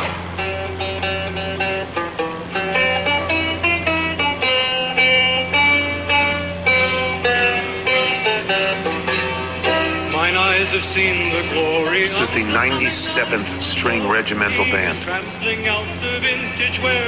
This is the Battle Hymn of the Republic. Alan Sherman once changed it from the Grapes of Wrath to the Drapes of Wrath and did a very, very funny song about that. Just very funny song. Alan Sherman was, of course, brilliant. Was he Hello Mother? Yeah, Hello Mother. Okay, yes. Totally brilliant. This plays in James Carville. James is my friend. I always feel bad if he had a bad week. He had a bad week. He was 1-3-1. He is at 500, 34-34-2. But now we want to sprint. Right now we want to make some money. Yes. Yeah, we're closing. We're closing. And just a little historical anecdote. The Battle Hymn of the Republic. My great grandfather was actually a soldier in the Union Army. Wow. And the first president of LSU was General W.T. Sherman. Who's also in the Civil War. Went in the war. Yeah. Yeah. In the Civil War. Yeah. Babe Ruth played baseball. Yeah, he was in the Civil War. Wow. All right, what do you got? What do you got? You got college and pro. Go ahead. I got college and pro. All right. Georgia, I like Georgia laying 13.5. Now, they played Georgia Tech. Georgia covered last week by a half a point on a 33-point spread. He covered, yeah. And Georgia Tech is as good as Georgia Tech team that had that Yes. Georgia, and that's that. Okay. And then we're going to go to the great University of Texas at San Antonio. UTSA. Yeah. They're laying 7. Against Army, right? Against Army. That's Army, yeah. Army is not that good. No, and Army's looking forward to Army-Navy. They're not looking forward to this. Hell yeah, they'd rather go 1-11 and beat Navy than go 11-1. That's right. What's next? And Washington, University of Washington is getting 7. I think it's Oregon. Oregon is a top 5 team. You sure you want that? But Washington is a pretty good team. Okay, and they get the 7 points. Okay. And Oregon had a big win against USC and might let down a little bit. Might. Well, that's the hope. That's what we're going for. And Penn State is -13. Rutgers, I think it is. Yes. Rutgers, yeah. And man, as much as I love Rutgers, you're not going to make any money there. I'd go with the Lions. I think the Nittany Lions have a good shot in this one. I think they're gotten past firing a coach a little bit. What do you got in the pros for us? I remember I had some big games, the Lions and the Packers. Yes. The Lions are going to roar, later 2.5. You like the Lions at home over Green Bay to avenge the first game of the season, if I'm not mistaken. I think so. But this is one of my favorites. I love watching the Lions. Yeah. No lie. What else you got? And I got the Steelers and the Bills. I got the great Marissino here, but I'm going to take the Steelers. Really? +3.5. Do you hear the skepticism in my voice the way I said, really? You're going to take the Steelers? Okay. Everybody, thank you, James. We're out of this 500. Let's roll. Thank you, James. James Carville. We'll try and get Jeff Ma now. James had a great year last year. I'm not mistaken about that. James was about 25 over. No, yeah, he was on fire last year. Like he was killing it last year. But the last 2 weeks, James is 3-7-1. And I can't help but think that has something to do with LSU and the way they're handling this coaching search. This is just frosted, James. And it feels like the last 2 weeks he's moved away from his, halftime bets, quarter bets, all that. Well, yes, and I would go away from. Sometimes he makes those over/under bets that I don't like, and he's stayed away from that. So do we have Jeff? We did. Okay, we have Jeff Ma. I forgot to say this. Let me say this week's picks with James Carville and Jeff Ma. They're brought to you by FanDuel Sportsbook. Make every moment more. And then when Jeff's done, I'll read the outro, which is the exact same thing. Jeff had a great week. Jeff was 4-0-1. Jeff is 37-24-1. He's beating all humans. He's beating all simians, all primates. Jeff is winning 37-24-1. Again, 3-0 in college. The college betting is going to diminish probably after this week. Well, no, there'll be a championship week. But yeah. Why are you doing? Is that Rufus or you on college? You've been doing great. It's mostly Rufus, and generally college is much easier to beat than the NFL. The NFL is a very efficient market. Like everyone wants to bet the NFL, so there's a lot of great opinions. So the lines get shaped in a way that they're pretty hard to beat. It's almost like flipping a coin generally, but college. There's still there's a lot more games. There's a lot more information asymmetry. There's a lot more teams are better than you think they are based on what their performance is, or vice versa. So there's opportunities there for sure. You were so hot last week. You won by a half a point on Ohio State. You won by a half a point on Duke. It was just great. You must have been so happy with those. Yeah, no, I was more happy to hear you talk about it. That's what makes me happy, because of the excitement that it brings you. It was wonderful. You had on a law professor. I'm interested in this. You let us know about this. On Bet the Process, you had Gabe Feldman, who's a law professor. Yeah. And I am interested in talking. You mentioned he talked about insider trading. What did he mean by that? What do you mean by that? Well, I think we have this whole concept, right, of, Emmanuel Classe and of, John Porter and all these kind of things. Like, clearly those were cases of insider trading. Oh, okay.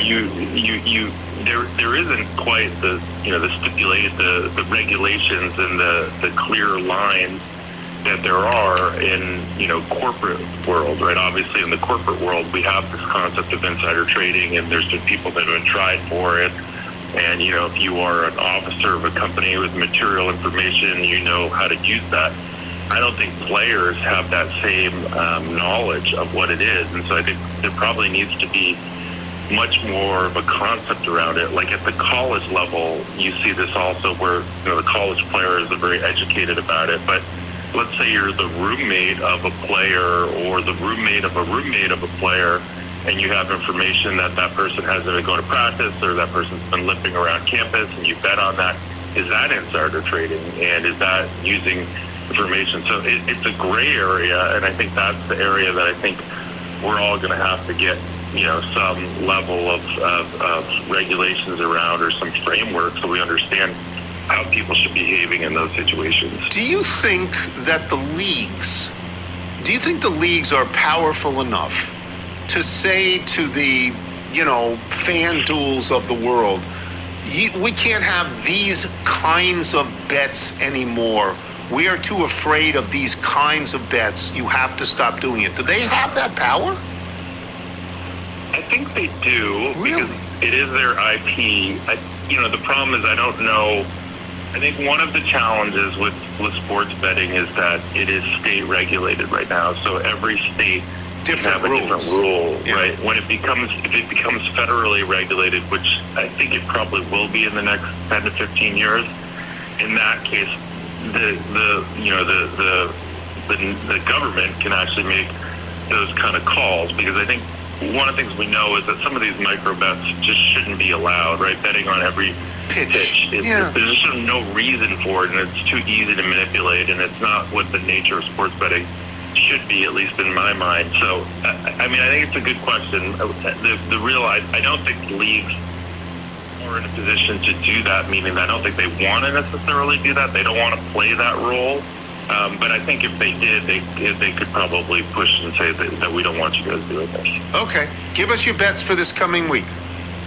We're going to go back to Penn State. The problem now with these is we're putting these up on Bet the Process, and these lines are moving. When we talked about this on Bet the Process, Penn State was -12. They're -13.5 over Rutgers, but I still like them to cover that big number. They're a team that, again, we talked about going into this season, highly ranked, have not had a great season, but have played very well the last few weeks and have been covering big spreads. We gave that game. We gave it to Carville at 13. We'll give it to you at 13. Sounds good. Okay. We're going to take Virginia Tech plus the 9.5 over Virginia. This was, I think, 10.5 when we talked about it on Bet the Process. Just a big number in a rivalry game. Virginia Tech, I mean, they've just hired James Franklin. I don't know if that helps or hurts, in the active season now. Virginia's had a really good year. They have. If Virginia Tech loses this game, they're not going to be in the ACC championship, right? In Virginia? No, probably not. Okay. All right. That'll help Miami. Still got a lot of points, though. Yep. 9.5. Okay. Go ahead. And an ode to Carville, the battle of Louisiana teams not named LSU. We're going to take the University of Louisiana Monroe plus the 8.5 over the University of Louisiana Lafayette. University of Louisiana Lafayette. Go find that one on your dial. It'd be tough to watch that. But who's from Lafayette, Louisiana is Ron Guidry. Oh, that's where he's from. That was his hometown. UL Monroe, which is this? Yeah, UL Lafayette is ULala, right? Isn't it? Lafayette. Yeah. Okay, what else you got? But Ron Guidry had a 25-3 season, right? Was that his best season? They won everything that year. Yeah, late 70s. Yeah. Yeah, 78. I'm going to take the Black Friday, instead of shopping, watch the Bears plus the 7 over Philly.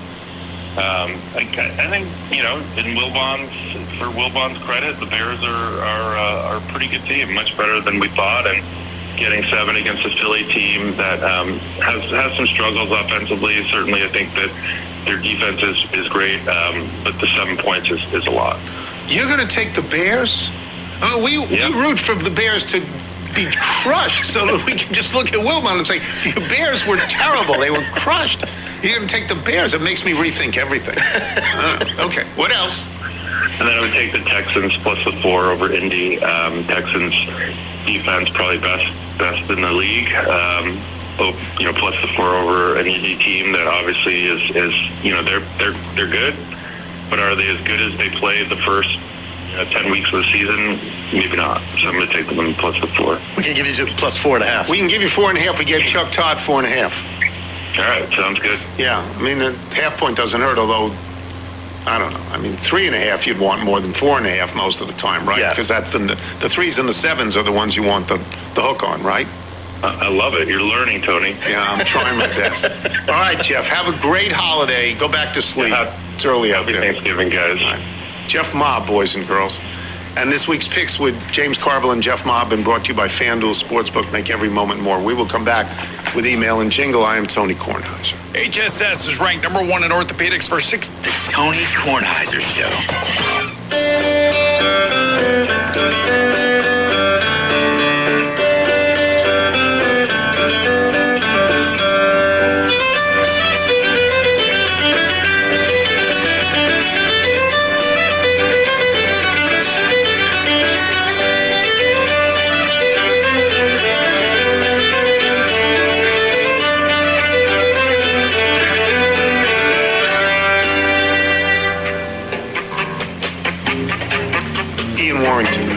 From today already. Yes.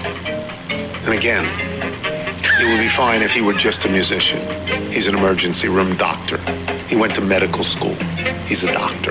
And he does this. What are you doing? And I believe he emailed, and he's working like a 6 or 8 hour shift today. So if you can hear us see him. Yes. Working the holiday. Do the Bethesda Bagel ad for us, please. Yes, Bethesda Bagels. We love them. You will as well. They are open today on Thanksgiving. Sure. Just go to BethesdaBagels.com for the location in the D.C. area nearest you. Then pop on in, and you'll be thrilled. Before we get to the mailbag, let me just say we skipped the light fandango, turned cartwheels across the floor. I was feeling kind of seasick when the crowd called out for more. The room was humming harder and the ceiling flew away. When I called out for another drink, the waiter brought a tray, and so it was. Lay, yay, yay. When the miller told his tale, that her face at first just ghostly turned a whiter shade of pale. That's Procol Harum. That's one of the greatest tunes of all time. It's one of the greatest tunes of all time. Thanks to our guests today, Jason Lockenford, James Carville, Jeff Ma. Thanks as well to today's sponsors. Remember, you can listen to us on Apple Podcasts, Spotify, and Odyssey. If you get the show through Apple, please leave us a review. Let me just say to James on Capitol Hill, I agree with everything you've said. Everything you've said, and it makes me very nervous. From a haiku from Shad for Thanksgiving. Happy Thanksgiving, family, friends, feasting, and elastic waistband. Yeah, people are going to eat today.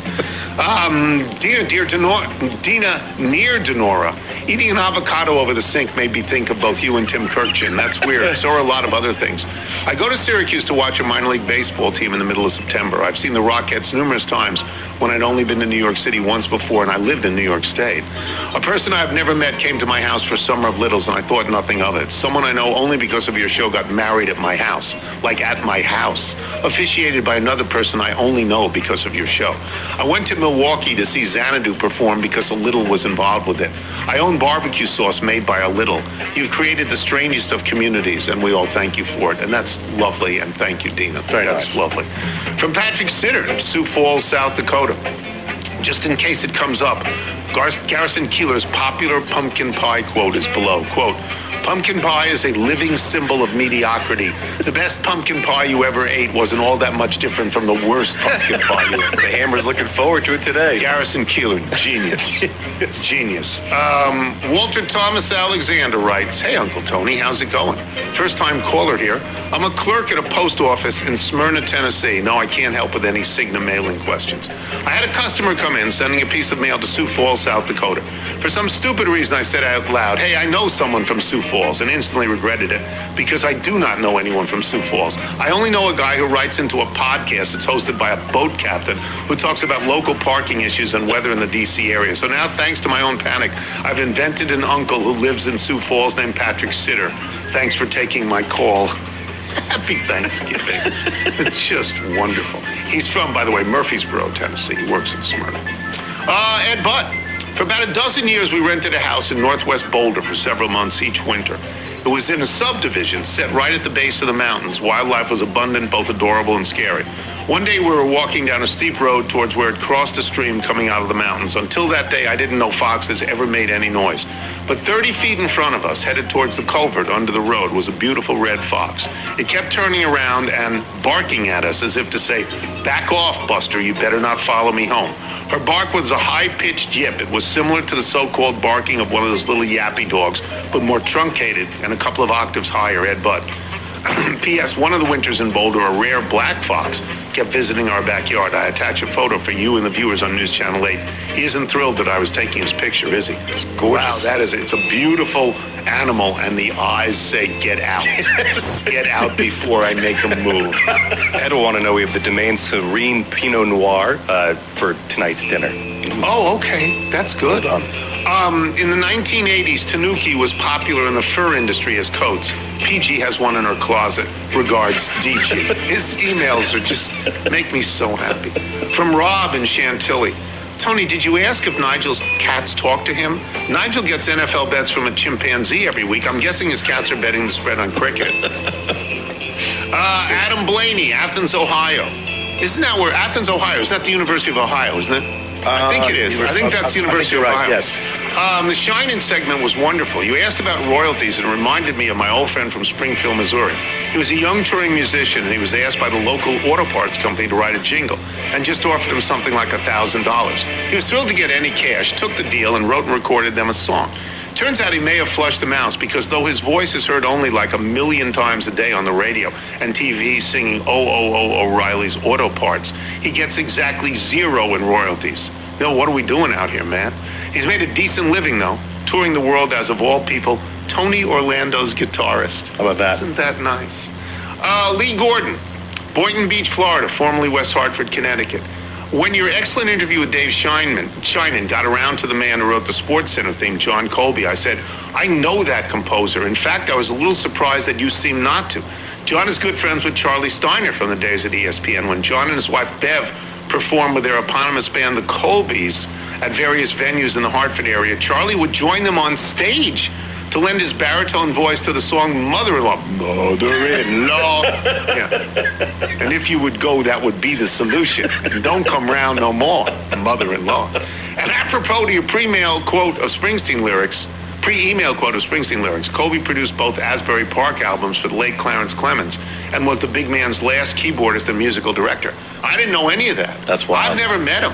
I don't know him at all. Wow. By the way, you had that Ohio University, Athens, Ohio. Yeah, I know I had that. Clay Mason, Lawrenceburg, Kentucky, as the official private investigator of the Tony Kornheiser Show. I did some work years ago from Michael Meredith, the son of Don Meredith. He told me that whenever Dandy Don sang Turn Out the Lights, the Party's Over on Monday Night Football, he always sang long enough for his great friend Willie Nelson to get a residual. That's great. Clay Mason, Lawrenceburg, Kentucky. That's just great. Glenn and Allen, Norwegian soft kid. Oh. Our guitarist Glenn knows what Dave Sheinin means when Dave said he feels like a hack as a piano player. Glenn feels like a hack guitarist, and the critics who have reviewed Norwegian Soft Kitten albums would agree, using terms like abysmal, horrendous, underwhelming, and pathetic to describe Glenn's guitar playing skills. However, Glenn recently played a 12-minute set of nursery rhymes for a local kindergarten class, and after the set, Glenn saw one child turn to another child, shrug his shoulders, and say, meh. And just moments later, a child burst it out. What the hell was that, Mrs. Jenkins? As you can see to the general public, Glenn is almost a notch above hack. These things make me laugh so much. And it just reminds me of what sandwich? Mark Larson, Salt Lake City, Utah. And reading my email on microwave bacon, Michael had an aside wondering about the power level and the wattage of the microwave. My home microwave is 1,000 watts. I cook it at 100% power. I've used our 700-watt microwave in our vacation home for the same purpose. I just have to adjust it for more time, usually 2 minutes more per slice.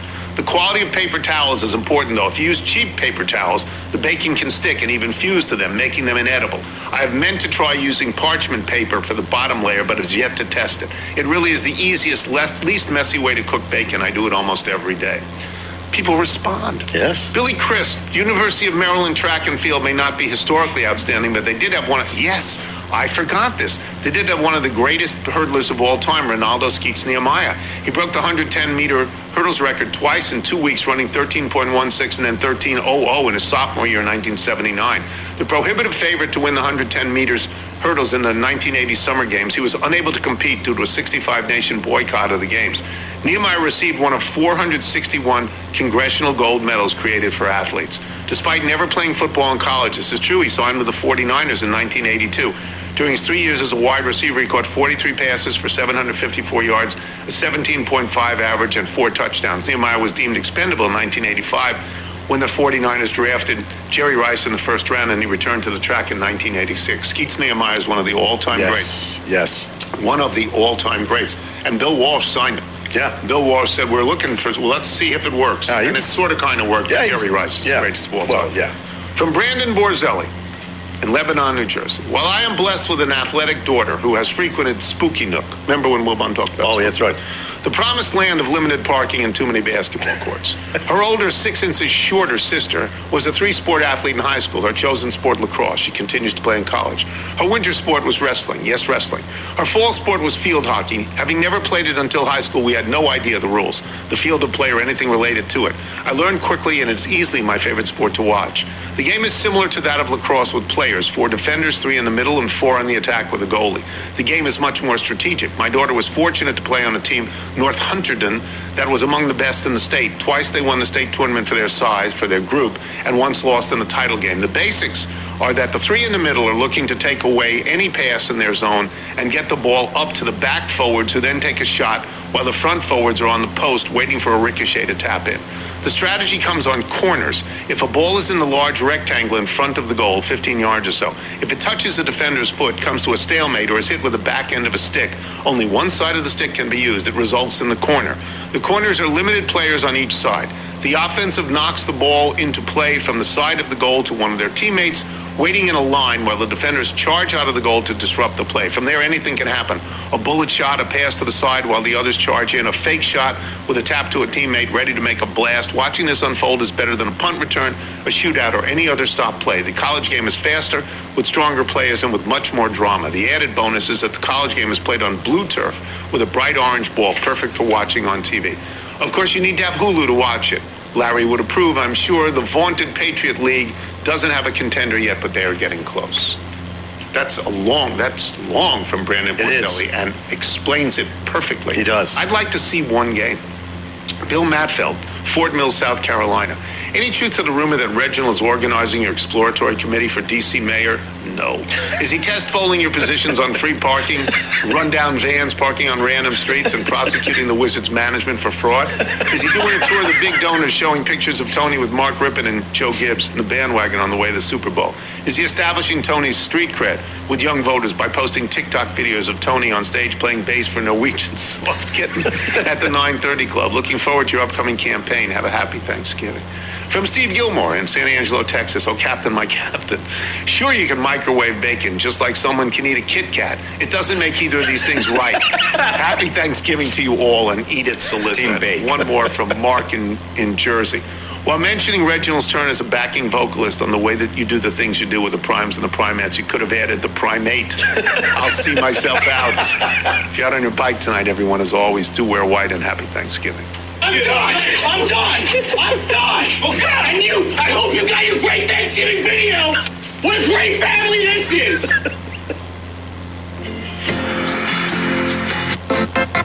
At one point, you threatened not to come.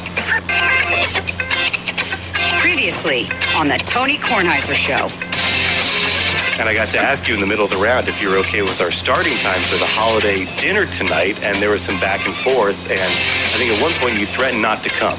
No, what I said was, we have Chessie. I have to make sure Chessie is walked and everything is okay with Chessie, and then I'll come over, and, but... We're going a little bit earlier than you'd like, okay? Yeah, so just change your clock. Enough. It's just not good enough. I'll make you a to-go bag. I know who's there. I know the names. I don't have to be there for any length of time.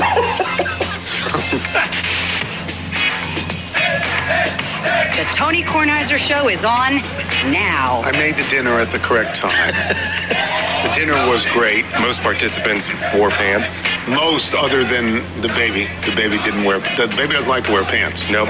He wears pants and then, given any opportunity, takes his pants off. And dances. Yeah, and he's happy. He's happy. Just shimmies back in. That is a great way to be. He's happy. The baby's happy. So Michael made a turkey breast, and Michael made stuffing, and then also picked up pies and some potatoes and salad. Yeah. And it was a great dinner, and I took home a doggy bag and ate the next day and still have more that I can eat, which is great. But Michael also last night, Michael made this was soup season. Michael said, I'm making soup, and dinner is soup and bread. And I said, are we in prison that we're having soup and bread? And he said, no, soup and bread. You got a full slice. Let me just say this, that was a minimum security prison meal. I mean, that's as high up on the chain as you can go. Describe the soup that you make. It's fabulous. This was do you remember the restaurant Hula Hands? Oh, yeah, So when I was a kid, I would get this soup for dinner that was a ham split pea soup. So we had a spiral ham the other week, and with the leftover ham cubed, it froze it. So I was looking forward to making a split pea soup. I don't think Dad has never had this. No, never. So the night before, I chopped up some carrot. The carrot looked beautiful in the soup. Some celery, onion. No, the soup was tremendous. The bread was tremendous. These are all homemade things. These were... It made me so happy. It's like DoorDash. And yes, and because it was not a formal dinner, I could just leave when I was done eating, which is really what I like to do. I don't like to sit around. No. I like to leave. I've eaten. That was the fun part. Well, the 425 game was over at that point. Yeah, the game was over, so it was okay. And I was going to go home. I could have used as an excuse to watch the Washington game, but the truth is I watched like 3 plays. Because it didn't matter. I mean, it ended. It's a great ending. Yes. It's a great ending, but it didn't matter They are out of all contention. Credit to those for fans anything. who stayed to the end of that game. Good for them. You got something exciting. Yeah. Well, you get Marcus Mariota in the overtime throwing it all over the place. Fourth and something. Regardless of the penalties against his team, throws it again and gets a touchdown, and then they failed on the 2-point conversion. And you say, well, why did they go for the 2-point conversion? Because it's overtime. What do they want with a tie? Yeah, why not? Yeah, you got to win. You got to win. So they went to win, and they didn't win. So I watched it today. I certainly didn't watch it last night. But I went home, having eaten this soup and bread, feeling very, very good about that, and then attacked what was left of the apple pie that Michael sent home with me. Well, so it was like one of the best dinners. That's 3 well days this past weekend. Thanksgiving, one of the greatest dinners of all time, as far as I was concerned. I want to talk about a couple of things. I'm not... you don't care about my golf. It's okay. Carville got crushed. 0-6. 0-6. You got to get rid of T-Boy and ACL or who's ever. It's not the injury. It's the service. Yes, sports betting service. Yeah. 0-6 got crushed. He got crushed. Where am I in this? This is probably his most traditional slate of games as well. Like reasonable lines, games you've heard of. Yeah. Yeah, it was not taking like first quarter over under. No. Yeah, or anything like that. No, but he went 0-6. So we're not sure he's showing up this week. He may have an engagement that precludes him showing up this week. But we love Carville. Yeah. Carville had such a great year last year. Oh, yeah. Such a great year. Anyway, I did play. I didn't play yesterday. Yesterday was rainy and it was a wintry mix cold. at one point. Yeah, it wasn't good. I mean, I went over to the course and I said, are you crowded? And he goes, are we crowded? We have 16 people all day signed up. 16 all day. This was at 8:39 in the morning. Anyway, I didn't play, but I played on Saturday. Steve Rose and I played. We were the first group out. We played in 3 hours and 10 minutes. It was fabulous. Saturday was a beautiful day. The sun makes a difference, not in terms of warmth, but in terms of your attitude. When it's bright out, you say, okay, I can do this. I had lined pants on. I had sweaters. I was fine. And yesterday I would have been fine, but it was sloppy yesterday. It just didn't. I honestly didn't think anything could be served by playing. And I could have played in the afternoon because it was better in the afternoon, but I was already watching games. But that's neither here nor there. I would love to do a story. There's a story in the Washington Post I've just read in a very cursory manner. Michael and Nigel have read it more carefully. It is about the stealing of very, very, very expensive wine. Fabulous. Do you want to explain the story? No, you can go. You just read it. It's a couple worms their way into a restaurant with a high-end wine cellar. A high-end wine cellar. I'd love to see the wine cellar. Where we know a lot about wine. Yeah, they say we're going to have a party. A big party of 20 people. It's going to be huge for you guys. Yeah, it'd be $20,000 for you guys. You're going to make a lot of money. Just show us the wine. So the guy brings them to the wine cellar, and there's a man and a woman, and the man is wearing essentially my Halloween cape. Just a full duster. A real long jacket with apparently interior pockets. Yes. And he starts stealing wine. He's replacing. He's got apparently bottles of wine. Like screw top stuff. It's a key detail. Yeah. And he's lifting $17,000 and $18,000 wines and putting. And the guy who's showing it to him, who's the owner? The owner is Somalia. Yeah, with Somalia. Okay. Yeah. He gets a bad feeling after a while. Well, he gets a bad feeling, and he rushes back downstairs, and he sees screw tops in place of these really, really expensive wines. And there's a full tilt boogie on to stop these two people, this man and this woman, and they corner the woman, who comes up with. I've been abducted. Thank you. Yes, you saved me. Nonsense. She's going to jail. It's a conspiracy to rob. Yes. This is not. They didn't just do this on a whim without any planning. This is a planned out deal. Yeah. And she's going to jail. They don't have him yet. No, he got away chase. at the moment. High-speed chase. And they're chasing him with a Porsche. A Porsche chased him and got hit, in an accident, and he's gone. He is gone in the wind. Right, he's gone. And my guess is, since she is a British national, my guess is he is not from this country. Yeah, I think that's probably my guess. So that if he had a plan, he's out. It's not like D.B. Cooper jumping out of an airplane 50 years ago. No, if he had a plan, he's already out, right? We would think he's already out of the country. I would think so. So it's a terrific story. It'll make a great movie. Yeah, it's a great I wonder movie. about the wine, if because of the nature of wine, is it easier to move it around versus jewelry or artwork because it's not as specific? Obviously, there's markers for different labels and vintages, but it might just be easier to sell that to a third party. This wine is no longer protected.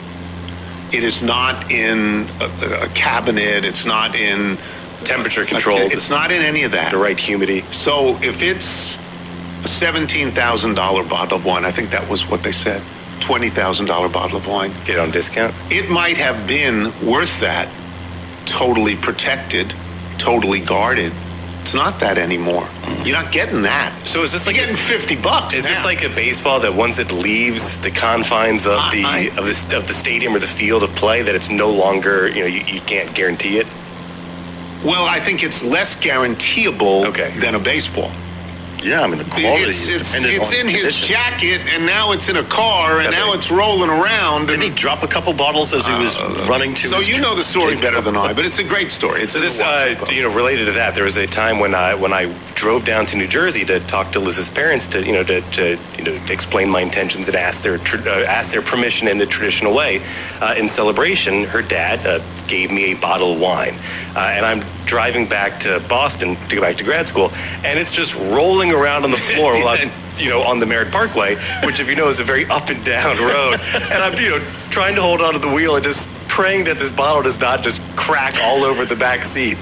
So, and that is better protected than, that's a $60 bottle of wine. It's a $17,000 to $18,000 to $20,000 bottle of wine, however many there are. He's going to be on the corner peddling it to, a guy in a soubrette stand. Plan didn't go the way they thought it would. Well, and it's tough because this is not just like the online operation of trying to, to source bottles and to sell them locally. This is, you want to share. You want to open up your doors and let people explore the cellar. I think he drinks it himself. I do. You think at this point he says, I'm not going to get anything for it, so I might as well just... I think he makes a couple of inquiries, but you're really on the I think you do dark market. You do a private event and you just you give it to everybody. Tickets. Hey, I got this wine. No, I think now people want to taste it. Yeah. Oh yeah. Yeah. But they don't want to spend $22,000 to taste it. But within the story, they talked about other high-profile wine thefts, and there was something with it. I think in France, where they tunneled underneath the wine cellar and stole millions of dollars worth of wine. Of course, in France, where two people walk into the Louvre and steal everything, everything with passcode for the security system at the Louvre. What morons? Yes. Okay. One other thing I want to talk about. I want to get to my sense of this in case it doesn't come out with either Wilbon or Pat Ford. This is Lane Kiffin. It is the sort of what to do next with Lane Kiffin. I understand that the University of Mississippi does not want Lane Kiffin anywhere on its grounds. I understand that. I understand they don't want him coaching their team anymore. I understand they don't want him near their players or near their coaches for fear he will poach them, take them to LSU. I understand all that. I understand their anger. I get it. And I know why they've said, no, you're not coaching us. Okay? I go the other way in this. I think I'm in the minority. I go short term, not long term. I go micro, not macro. You've never made the playoffs before. You don't know if you're ever going to make the playoffs again. You know this guy can coach because you offered this guy whatever money they were going to give him anywhere else. You were going to match the money. You know he can coach. You know the players like him and you know the coaches like him. And, players can leave at any time, go into the transfer portal. Coaches can leave at any time, sign a new contract. They can do that. Lane Kiffin proved what you can do. I'd let him coach the team. I'd go as far as I could with Lane Kiffin. Then I'd curse his name for the end of time. But I would think short term, we got a chance. We got the same chance as everybody else. There's 12 teams in this thing, and we're going to be one of them. We have a chance, and we have our best chance with this guy. So I'm going to let him coach. I don't think Mike feels that way. I don't know. I talked to Mike last night, and Mike and Don don't feel that way. But I don't know about 40. So we're going to deal with that in this show. But I just wanted to establish my belief here is that Lane Kiffin, it's sleazy. You know, I'm not defending it on any level, but if I care about the University of Mississippi, I'm going to let him coach. As much as I hate him, I'm going to say I hate you. But yes, you can coach as far as you go. And then if you lose, I'm going to say you tanked. You know, I'm going to make it personal. I'm going to be mean down the road. But I don't want to blow it up beforehand. Yeah. I don't want to blow it up beforehand. It's my story. I'm sticking to it. We will have Michael Wilbon when we return. I'm Tony Kornheiser. You're listening to the Tony Kornheiser Show. You know how fast NFL game days move? One big play and everything changes? That's why live betting on FanDuel is a game changer. With FanDuel, you can bet in real time while the game unfolds. Score just flipped? Jump on a new spread or live money line. That wide receiver's heating up? Bet the next touchdown scorer or total yards. Think that drive stalls in the red zone? Take a live field goal prop or fade the total. Live player props, team totals, drive results, updated spreads, next play markets, it's all there. It's fast, it's fun. With FanDuel, your live bets move as quickly as the game does. So whether you're riding momentum or fading the hype, FanDuel puts you right in the middle of every moment. Visit FanDuel.com/TonyK to download the app and bet the NFL live all season long. Must be 21 plus and present in New Jersey. For gifts, I was going to talk about world's best steak experience. You can send family and friends USDA certified tender steaks, juicy burgers, cozy comfort meals, pretty much something for everyone.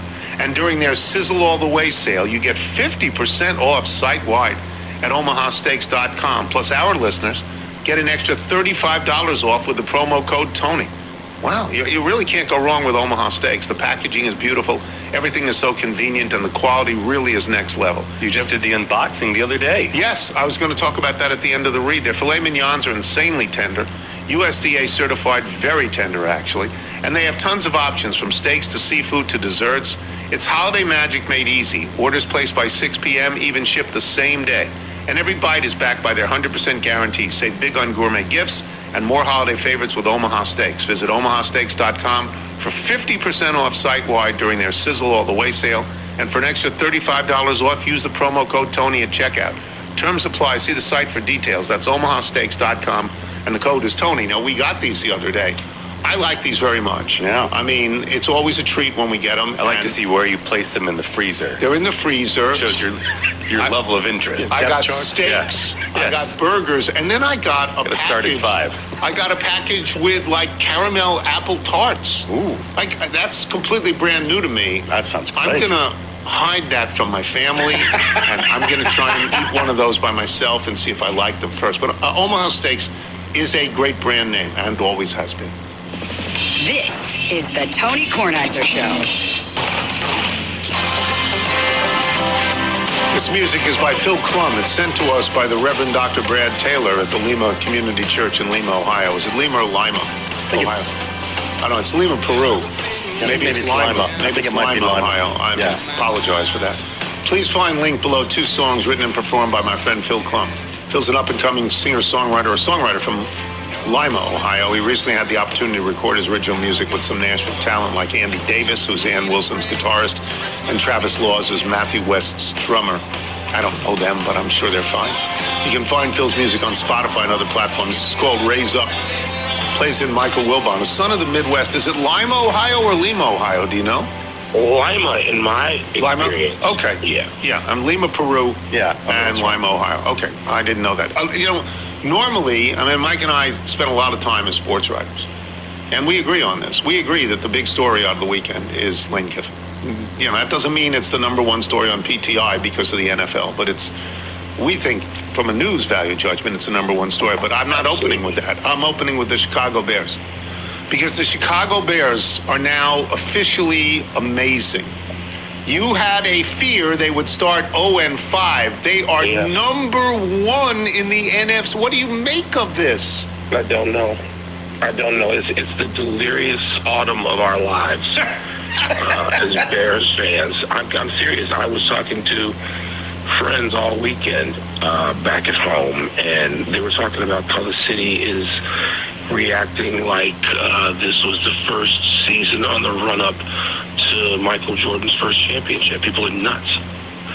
And about the team and about the way these games have unfolded. Of course, every game has got drama. Yes. All close. And there's there's so much to unpack every week, you know, with the team and how it's playing and what is Ben Johnson doing and what is Caleb doing and it doesn't have the melodrama that teams had when people were in love with that outfit for about a 7 or 8 year span. When Mike Ditka was the coach and you had Jim McMahon and Walter Payton, it doesn't have quite that. We don't even have an MVP candidate. You don't. You don't have an MVP candidate. You might finish first in the league and you don't have an MVP candidate. No. Yeah. And there's still games now. I mean, so they've done this thing where they've won 9 out of 10, which, just come on. 9 out of 10 for a team that started the season getting beat by J.J. McCarthy in his debut. J.J. McCarthy, who is, might as well be in the G League right now. That's right. And 52-14, or 52-17 to Detroit. That's how the season started. So, by the way, when I said to you in August, I fear we could start 0-5, we got off to a start that justified my feeling that way.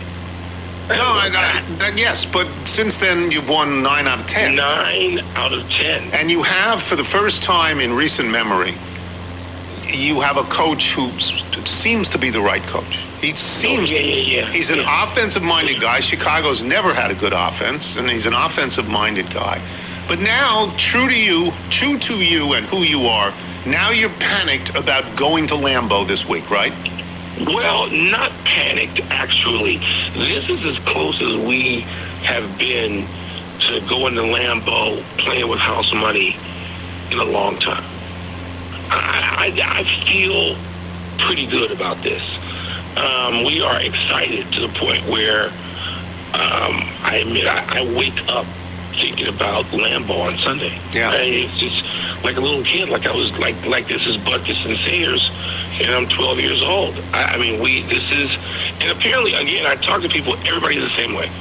The text chains are all filled. We cannot wait for Sunday in Lambeau, and we get them twice in the next 3 weeks. Because we get them in Chicago 2 weeks from there. Yeah, there's a bunch of divisions that have that. Every division. They have that. There's 2 teams from each division that has that. Yeah. Yeah. Which is good scheduling. This is a fabulous year for the NFL because there's no best team. You don't know. No, there's no great team. It doesn't appear to have one. There's no best team. It moves around from week to week. It is, Tony. I agree with you. This is their wildest dream, is to have this kind of parity. Not just parity, but a kind of season where literally from week to week you don't know. No. And 3 or 4 weeks can pass, and now you're going, Daniel Jones, MVP, what? Not now. What are you talking about? Not now. Not now. No, and, those things move around. We agree on the season, and with the Bears, I don't know.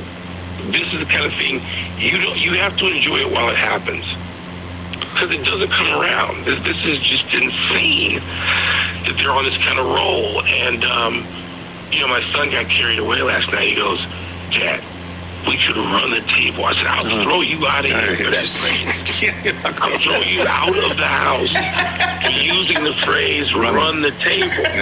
We got the Packers twice, the Lions, and at San Francisco. Don't get crazy. Yeah. But it's Tony. It's hard when you're a fan of a franchise that's 110 years old to see you're having a fall like no other. It's different when you're saying that and you're a fan of. It's not in the Get Up era. Yeah. It's 1920. That's when the Bears came on the scene. So this is insane. Yeah, that's good. That's good. It's good that you have that, and it'll go up and down. It's like what we are watching, for example, the Eagles. The Eagles went through this last year. They went through this lull last year, and then were good enough to win the Super Bowl. So really all you have to be is by week 15. By week 15, and then you go into a sprint, and then maybe you win. But for the first time in recent memory, there's like 9 teams where you say, maybe. Like, this is going to sound crazy to people out there. Right now, Mike and I talked about this last night. Who's the best team in the league right now, right this minute? You could actually say the Dallas Cowboys. No, I wouldn't. I think you could, though, because they beat both Super Bowl teams in 2 weeks. 2 weeks. I got to have more than a 2-week sample size. Yeah, but by the third week, somebody's losing. And they lost the game after that. Yeah, yes. Yes, and if I want to say the Rams, wait a minute, hold on, They just Sparky. lost. But I'm going to say Seattle. That's my. Okay. Well, the Rams didn't play much of a team yesterday. No. Yeah, but the Rams beat them on a field goal in Los Angeles. That's right. Rival. That's right. You know, I'll take my chances with Seattle, right? If I had to rank the teams right now in the league, I would say Seattle 1, New England 2, not because I believe they're omnipotent or anything. I would rate New England. They've earned it. They haven't beaten anybody. They haven't. So I'd say 1 is Seattle, 2 maybe San Francisco. Mm-hmm.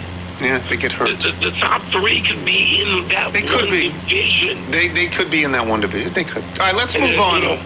Let's move on to Lane Kiffin. Earlier in the show, I gave my thoughts on Lane Kiffin. What are your thoughts? If you were Mississippi, what would you be doing with Lane Kiffin right now? Get out. You got to go. You know, you made the choice. You have every right to exercise this choice and to go and, you know, work and live wherever you want. And we respect that. We thank you for the 6 years you gave us. We wish this was turning out differently, but you have made this decision. We're going to match the money. And in this day and age, you can win here. You can't even say, honestly, I got to go to LSU and try to win, because LSU is not in the playoff. You are. We are. So if you don't want to do that, and we're going to match at least the compensation, and we're going to match it with your assistant coaches, if you don't want to do that, we understand you've got to go now. So you don't think that's being small-minded at all? It's not going to be small-minded. What's the alternative? Let him coach. Let him coach, really? Yeah, that's what I'm saying. That's you think it's that simple? Well, these are the only alternatives you have. You either let him coach or you throw him out. No, you don't have any alternatives. Just throw him out. Okay. There's no alternative in 2025 when every single day the entire national sports media is going to ask, what just happened? Your offensive coordinator just walked out and left and went to Tulane. Your defensive coordinator, because you're not taking him with you, he just walked out and went to Michigan State. What? There's no alternative. So you think right? That's not even bordering on reality. When you have a guy who's out the door. So your position is stop the bleeding right now. Right now, stop it. Get him out of here. Right? Get him out. I wouldn't even call it bleeding. I don't even call it that. It's a divorce. It's over. Mm-hmm. You declared it over, so it's over. Do you remember? We're not in the business of promoting LSU. They're a blood rival. Tony, this is not even he's going to Purdue. He's going down the street. Yeah, he is. He's going next door. What? He is. He's going next door. No. Yeah. No, it's over. Get out. Do you think anybody is old enough, besides you and I, to remember when this happened at the University of Michigan? Bill Frieder.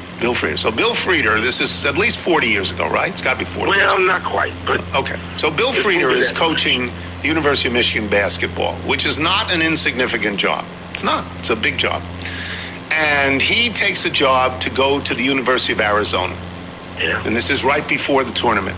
Yeah. He says, I'm going to leave. Next year I'm going to coach at Arizona, but I'm going to coach my team in the tournament here. And then he gets a knock on the door from Bo Schembechler, who says, I want a Michigan man coaching Michigan. Get out. And Steve Fisher, a guy that nobody heard of, including Wilbon and I. They don't know who he is. Some little geeky-looking guy. Gets the job and begins a wonderful career that I think includes a national championship, if I'm not mistaken. Was it that year? No, not that year. He didn't win that year. He won with Ramil Robinson at one point. That's right. It was great when Bo Schembechler, and people don't even remember Bo Schembechler anymore. Bo Schembechler, who described himself as 205 pounds of blue twisted steel. Okay? And I'm one of those people who, got to know Coach Schembechler a little bit.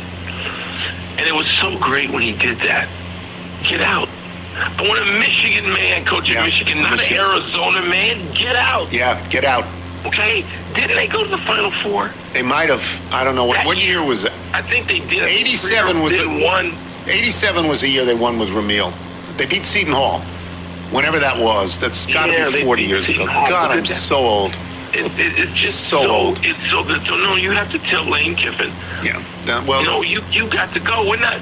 Let me seriously. Let's go back to reality for a second. So Lane Kiffin has now announced he's going to LSU. Mm-hmm.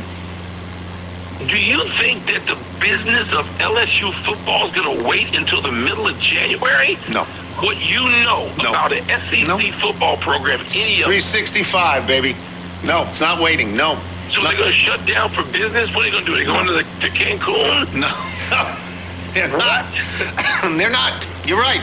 We just disagree. We disagree on who should coach that team. But there's no question that Lane Kiffin is the protagonist here. And if I lived in Oxford, if I was a William Faulkner scholar teaching at Oxford, I'd hate his guts. I understand that. I'd let him coach. Have you seen the videos of the students who are standing out there chanting something particularly vile and inappropriate at his private plane as he boarded it? Oh, no. Have a look at that. Okay. Have Nigel pull that up for you. All right. So I've been looking up Fisher. Yeah. They won the tournament that year. It was that year? Yes. So that was the Ramil Robinson year? No, that was Glenn Rice. I don't know if Robinson was on that team, but that was Glenn Rice. Ramil Robinson, I think, was on that team. On that team as well? Yeah. I think, yeah. So, 6-9. And then Schembechler was like, well, how'd you like the job full time? Yeah. Come on, man. And what a great story that would be if the Mississippi kids band together and really, come on, they're a good team out there, one-loss team. And then, by the way, if you think there's no great team in pro football, there's no great team in college football either. There is not. There's not a great team. I am now rooting. I find myself rooting for Mississippi. I've never rooted for Mississippi. I don't even know one player on the team. Do they have the quarterback? Is that kid Chambliss? Is that the kid? Trinidad Chambliss. He was a junior college transfer, apparently. He reminds me of the kid on the Charlotte quarterback. He's small, slight. Bryce Young. Kid when you see him interviewed, Bryce Young. I can easily root for him. And I don't like Lane Kiffin anyway. No, I know you've never liked him. So now a number of times. I'm invested. I got a team to root for. All I know about Mississippi is where it is. I can spell it, and have you been to Oxford? I have not been to Oxford. Katie from Cakebread Cellars loves Michigan, and her claim is like, even if we don't win the game, we can win the party.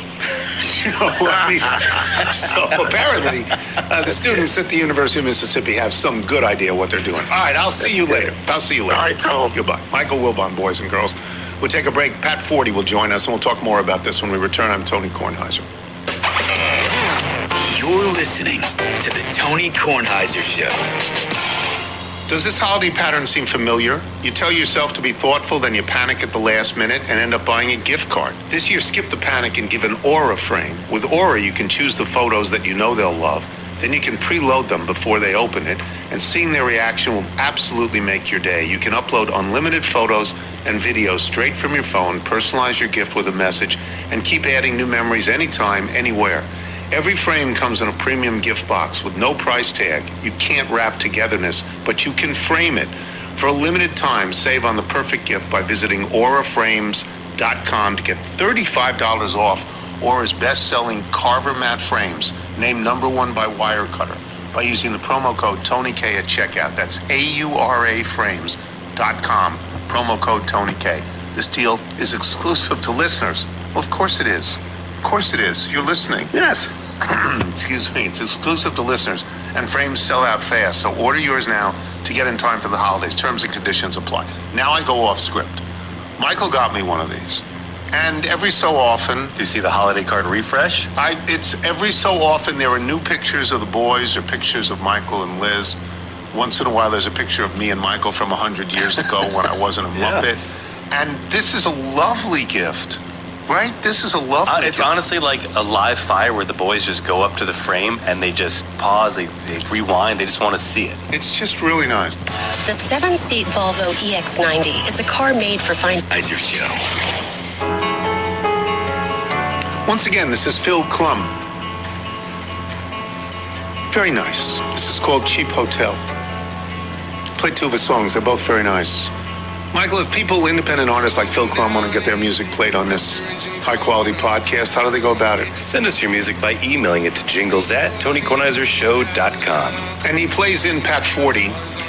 This is one of those weeks where, one of those weekends, it's an extended weekend because it starts with Thanksgiving. It's football, football, football, football. Even Wilbon would not say, let's get basketball in the PTI show today, because it's not getting in the PTI show. It's all football, and it was a spectacular 4 days, Thursday, Friday, Saturday, Sunday, and we won't even be able to fit all the stuff that should be in the PTI show into the PTI show.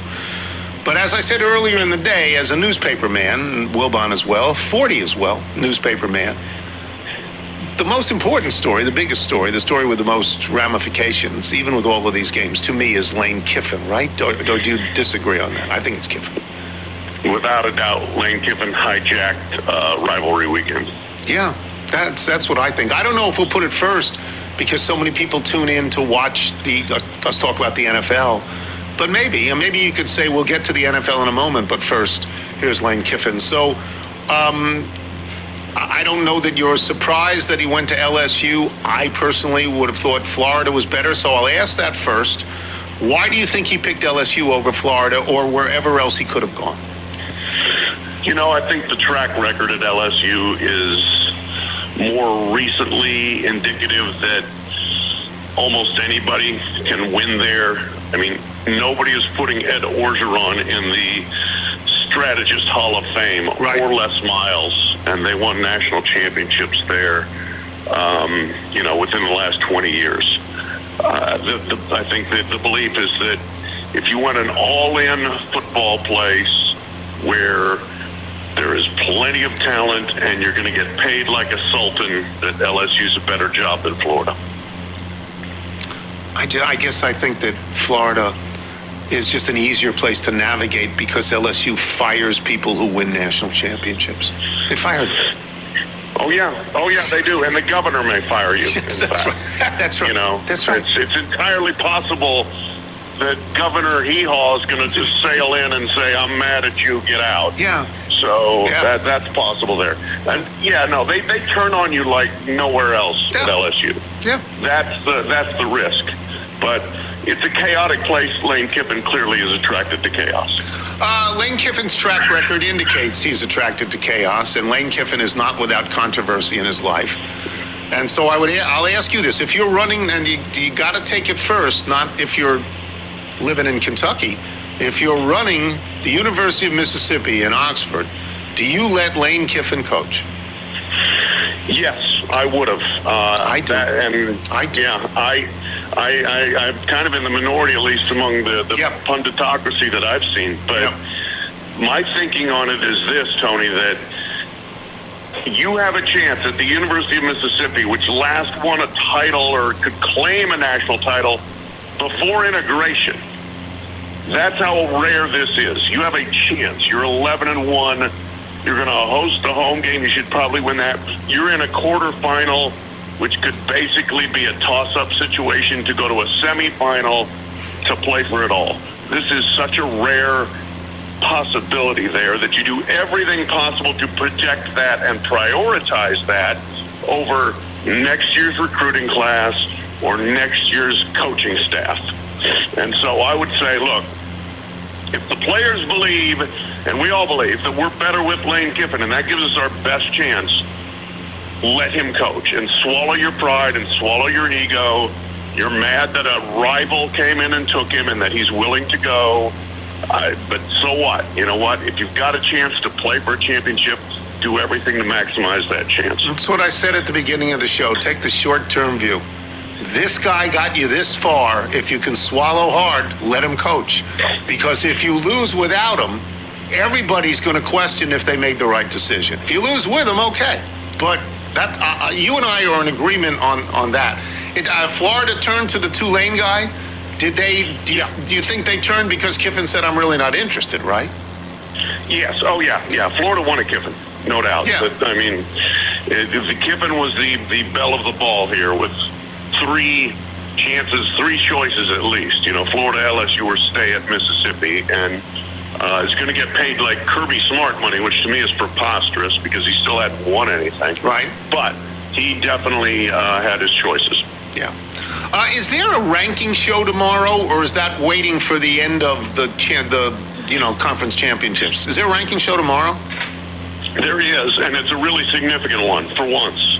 The ranking show actually matters because for a lot of teams you're done, and so where you are slotted theoretically is not going to change much. Right. And it will give us our first look at what the committee will appraise a Mississippi team that doesn't have Lane Kiffin as its coach. That's right.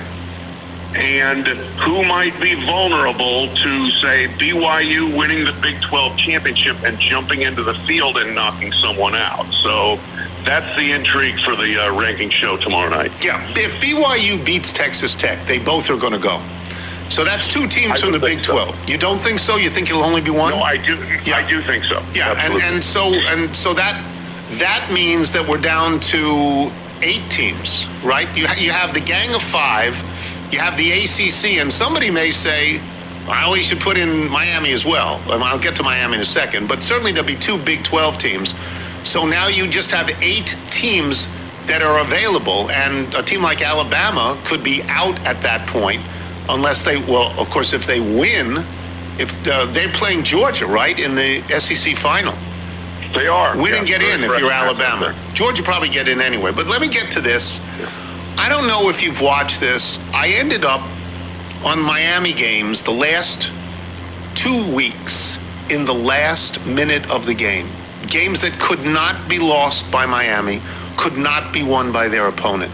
And in both cases, I assume the play came in from the sideline. They let the quarterback throw into the end zone to pad the score.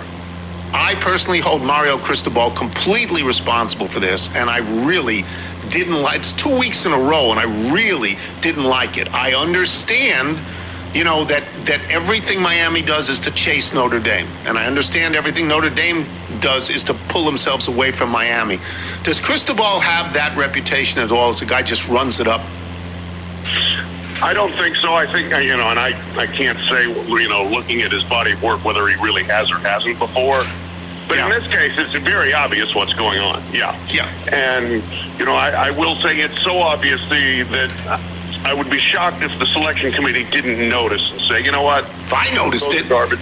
Yeah, those are garbage touchdowns. So we're not even factoring those in. So I get what he's doing. Last year, they felt like they should have been in, and they got left out. This year, they feel like they should be in, and they got knocked out, or looks like they're going to get knocked out. And so that's clearly the modus operandi there is we've got to do everything we can to make ourselves look like we belong. How does it work that they're not in the ACC championship game? How does that work? Welcome, Tony, to College Football 2025, where you have a 17-team conference, or 18 in the Big 10, or 16 in the Big 12 and the SEC. And your teams don't play each other often enough to know who's really actually good. And so you get Duke sailing in there via, tiebreaker scenarios. And you get Virginia in there without it being penalized for losing to an ACC team in a non-ACC game, North Carolina State. And you get the best team in the league left out. Yeah. And oops, we kind of probably forgot to work into the tiebreaker scenarios that we actually want our highest rated team to play in the championship game if all things are equal from a record standpoint, which they are. So This is an ACC blunder, but it's also really just emblematic of the stupidity of having these gigantic conferences where you can't tell who's the best teams because they don't play each other. You don't have Miami in, do you, in the field of 12? You don't, right? I don't. I really feel like they deserve a strong head-to-head scrubbing next to Notre Dame and Oklahoma and Alabama. Those are the three that I think are at the bottom of the at-large selections. I think Miami, Vanderbilt, Texas, and BYU all deserve just at least to get a really hard look over for one of the last spots. This was I was going to ask you. If you look at Texas, if you look at who they lost to and you look at who they beat, I understand they have 3 losses. I would try to make a case for them, but you don't think they have any chance, do you? I don't think so. I mean, I think they deserve, like I said, to really be examined and see whether their resume holds up. I mean, they did beat Oklahoma by 17 points. Yeah. The problem to me is that one of their losses was really bad. I mean, you lose to a bad Florida team that finished 4-8. If the name says Florida, it's a bad team. So you're excusing that, basically. But they do have, otherwise, good losses and some good wins. That's really something. I mean, I hate to say this because I'm one of those people who said, I don't want a 12-team field at all. I don't want it any higher than 8. Stop. What are you people doing? You don't know what you're doing. And now I can make the case for 16 based on this year. Do you know what I mean? Right? Yeah, absolutely. And again, this is part of the problem of, like, I think this would be easier if we had a Big 12 and a Pac-12. And we could, I mean, like a full Big 12 with Texas and Oklahoma. Right.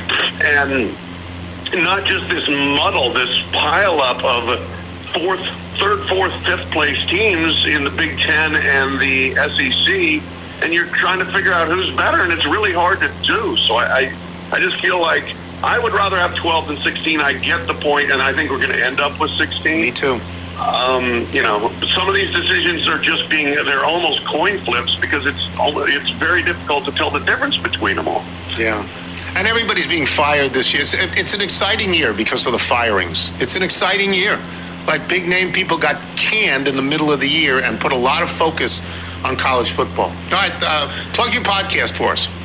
I will. By the way, yes, the firings have been good for business. Yes, so very good for business. We thank everyone for being interested in who gets fired. I don't know how Maryland is keeping this guy. I don't. I am shocked. I am shocked they're keeping him. Yeah. But podcast, others receiving votes, Sports Illustrated with Gene Wojciechowski and Brian Fisher. Check us out. We record every Thursday. Wonderful. Thank you, Pat. We'll talk soon. Thank you.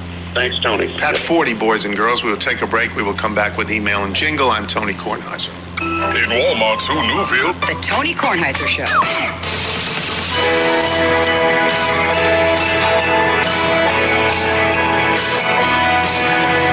Here comes Tony's mailbag. Got your email, faxes, and your notes. Here comes Tony's mailbag. Gonna read some folks. Hey, Nigel and Michael, you guys been good? Nigel, you want Santa to bring you a new email machine? Michael, you asking for a new pony? Terrible idea. Ronnie Newmeyer, channeling Bruce Springsteen. Fabulous. Terrific. It's beginning to feel a lot like. Fabulous. Yes. You want to do the Bethesda Bagel ad? Good day for us. Oh, yes, Bagel Sandwich Day. We're very excited about that. Just go to BethesdaBagels.com for the location in the D.C. area nearest you. Then pop on in and you'll be thrilled. Before we get to the mailbag, let me just say, Mars ain't the kind of place to raise your kids. In fact, it's cold as hell. And there's no one there to raise them if you did. And all the science I don't understand. It's just my job 5 days a week. Rocket Man. Elton John. It's a really good song. What's this? Reg Dwight. That's right. Reginald Dwight. Yes. Became Elton John. Thanks to our guest today, Michael Wilbon, Pat 40. Thanks as well to today's sponsors. Remember, you can listen to us on Apple Podcasts, Spotify, and Odyssey. If you get the show through Apple, please leave us a review. I need to thank personally Neil Ayervase and John Dana and Paulie Coconuts for sending beautiful notes about loving the show. It's very nice. Yeah, it's very lovely. It's appreciated very much. Everybody who listens, you don't have to send. Everybody who listens, we appreciate that. I have no idea who listens. I mean, I really don't. I'm always surprised when someone says they do. I'm always gratified when someone says they do.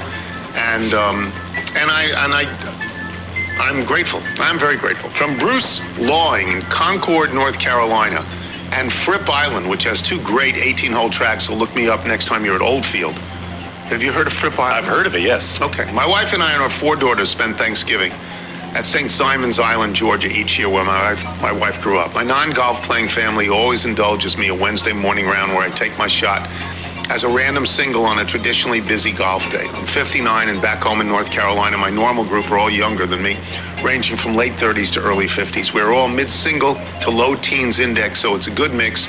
And they say hanging out with younger people keeps you young. You know what actually makes you feel young? Getting paired with a threesome on Thanksgiving Eve, who are 77, 83, and 90. I absolutely smoked these geezers. Seriously, Mike, Franklin, and Tom were so much fun to get paired with. And Tom, the 90-year-old, got up and down from just outside 100 yards on 2 consecutive holes. Golf is indeed the greatest recreational sport because not only can you play from cradle to grave, but you meet the greatest people who are complete strangers on the first tee box, and sometimes you're rooting for them more than yourself by the turn. That expresses the feeling of almost everybody who's ever played golf. From David Baldner in Lubbock, Texas. The woman to whom I'm related by marriage was outside in September working in the flower bed. She came into our house in Lubbock to say a fox came out of the tree next door and barked at her. Like you, I thought foxes were more feline because of their relative silence and their ability to climb trees, among other observations. I'd never heard one of the gray fox in our neighborhood or in our area bark. I went outside where I'd been mowing and the fox was still at the base of the tree, and sure enough, it barked pretty much like you described it. Then a smaller fox came out of the tree and took off in the opposite direction. The larger fox remained, so I went in our garage and got the electric blower. I went back out, turned it on, and walked towards the fox, which looked at me like I was a loser, turned and trotted off. I posted the occasion on Facebook, only to have a friend post about rabies. I ruled that out because it never behaved as suggested in the article she shared. I suspect it was protecting the smaller fox, possibly a pup like you. I was very surprised by the fox barking and its raspy-sounding bark. I'm my wife's hero for my quick thinking on the leaf blower, by the way. After 42 years, she still learns something new about me periodically. From Steve the Sycophant. Basking in the glow of post-Thanksgiving heartburn, my thoughts go back to late November 1970 during my last Vietnam tour when the word turkey became an epithet. Uncle Sam, through the auspices of the U.S. Army, wanted to make sure every soldier in Vietnam had turkey for Christmas. All well and good, but after having a great turkey meal at my advisory team's mess hall and pretty good turkey leftovers for a couple of days, followed by turkey hash with breakfast, I asked our mess sergeant how long this was going to last. Hard to tell, Captain, he said. I still have 20 turkeys in the freezer. After an eternity of such novel dishes as turkey salad, turkey and scrambled eggs, and shredded turkey smothered in Nook Mom sauce, the bird finally disappeared from the menu. It took me years to regain a semblance of a taste for turkey. I've recovered it now. If you offer me ham or prime rib for Thanksgiving, I'll jump at it. Turkey is vastly overrated. Steve the Sycophant has had the most interesting life. He really has. The most interesting life. From David Epstein in New York. While we still haven't been able to attract a big, we were thrilled that among the 100 guests in our Manhattan apartment last Wednesday to celebrate the annual inflation of the Macy's Thanksgiving Day parade balloons were the beloved Chuck and Roxy. 100 guests may be conservative, given that friends often bring friends, and sometimes those friends bring friends. This year, despite us putting out ample plasticware for drinking and dining, one guest I don't really know was walking around with one of our coffee mugs. How do I know it wasn't her mug? It had a picture of my daughter on it. Anyway, it was exciting to have Chuck and Roxy in person. As you might imagine, they are wonderful conversationalists and lovely people. They got to sample our pigs and blankets. I roll my own. We even threw in a rooftop visit with beautiful vistas of Manhattan at twilight. Having Chuck and Roxy here doubles the all-time number of celebrities at our party, the first two being Betsy Brand of Breaking Bad fame and Michael's beloved Brian Stokes Mitchell, whose son made an appearance this year. But we're still aiming to get a big here, and now with a year to plan, I'll have to figure out an offer you can't refuse. In the meantime, consider this a blanket offer to all bigs for November 25th, 2026. Chuck and Roxy are terrific. Everybody says so. Yes. Lovely. I mean, I always watch, and you'll forgive me, I've said this before, I've always called it the Macy's Day Parade. If Macy's ever goes out of business, it'll still be the Macy's Day Parade. And the Rockettes are always in it, and they usually close it. Yeah. And I'd hoped to see Roxy, but it was not her turn, apparently, this year. I mean, let's say the Rockettes have 40 on the line, they probably have 60. Oh, sure. You know, maybe more. So I'm sorry if I got this wrong, but I was told Roxy was not going to perform this year. Tom Targonsky, Sioux City, Iowa. I was listening to a podcast that was discussing the potential negative impacts of our gigantic AI arms race. One of the negatives was increasing utility bills because of the demand for electricity for data centers. And my first thought was, oh no, Tony is not going to like this. No, I'm not. Rob Penland. Dear Dr. Ron, all the recent talk about bacon brings back a vivid memory from my college days. I went to school in rural Tennessee, Sewanee. Didn't Michael Farr go to Sewanee? I think he did. I think Michael Farr went there and was watching the local news one night. The reporter was interviewing a woman who was celebrating her 106th birthday. He asked her what was the secret to a long life. She turned to the camera and with a broad, toothless smile said, bacon. I eat lots of bacon. So if you've been searching for that fountain of youth, take advice from Miss Millie and always eat your bacon. It's good advice. And Patrick Sitter. We love Patrick Sitter. Sioux Falls, South Dakota. I'm sorry to report that my daughter leased a new Subaru this week. Do I still have permission to listen to the podcast? P.S. We withdrew her Thanksgiving dinner invitation. She's brilliant. If you're out on your bike tonight, everyone, as always, do wear white. Who is Tony? Tony Kornheiser. Who is that? It's a PTI guy on ESPN. Okay.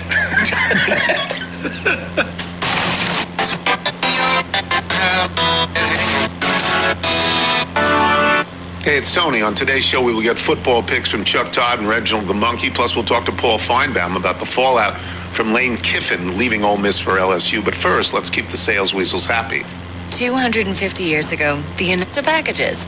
You can travel anywhere with it. Just the boop. And dinner is soup and bread. And I said, are we in prison that we're having soup and bread? And he said, no, soup and bread. You got a full slice. Let me just say this, that was a minimum security prison meal. I mean, that's as high up on the chain as you can go. This is General George Washington, and you're listening to the Tony Kornheiser Show. Today is Wednesday. Tomorrow is Thursday. Why do I bring this up? Because the full moon is tomorrow. Oh. The full moon this month is tomorrow. Should be clear out as well, right? I hope so. Give me advance warning. Thank you. Yeah, everybody needs to wake their kids up. Attention. And make sure that they see the full moon. Full moon is a big deal.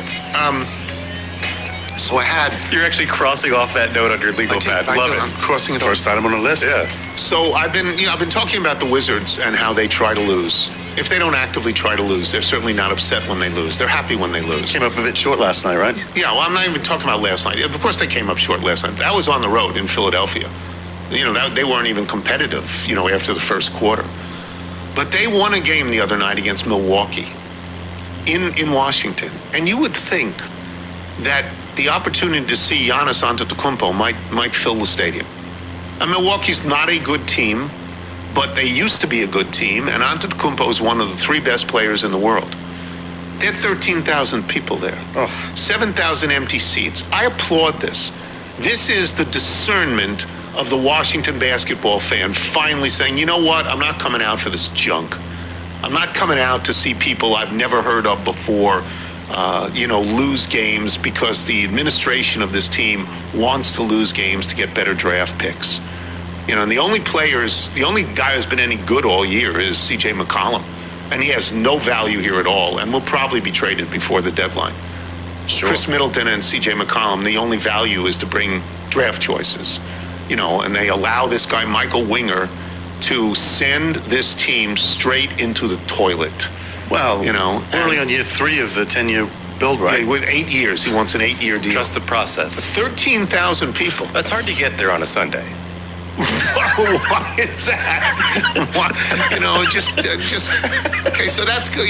So that to me that's a positive sign. When's the last time you went to a Wizards game? It's a long time. It's years. I think it's when John Wall was teaching me how to Dougie, so it's been a while for me too. It's years.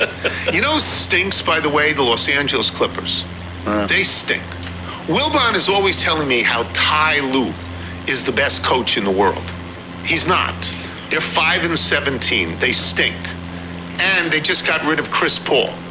They just said, go away now. Yeah. We don't want you here anymore. They're scapegoating Chris Paul somehow for a 5-17 record. One of the reasons they have a 5-17 record is their best player doesn't play that often, right?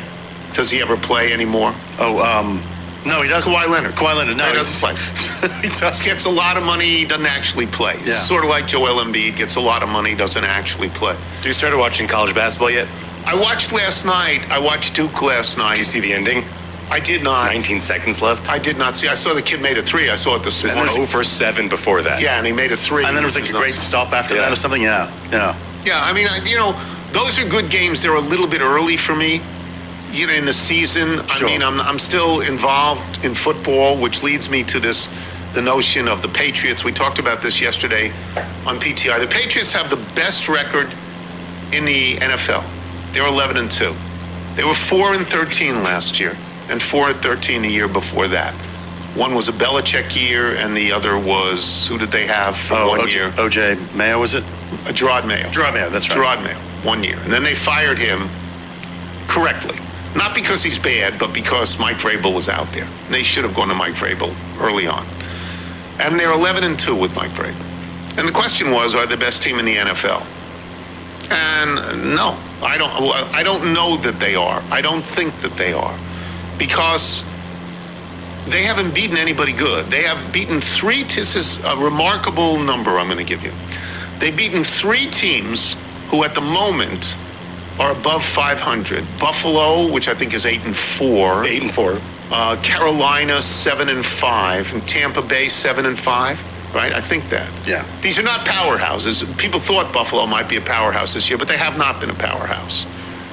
The other people that they have beaten have a combined record of 32 wins and 89 losses.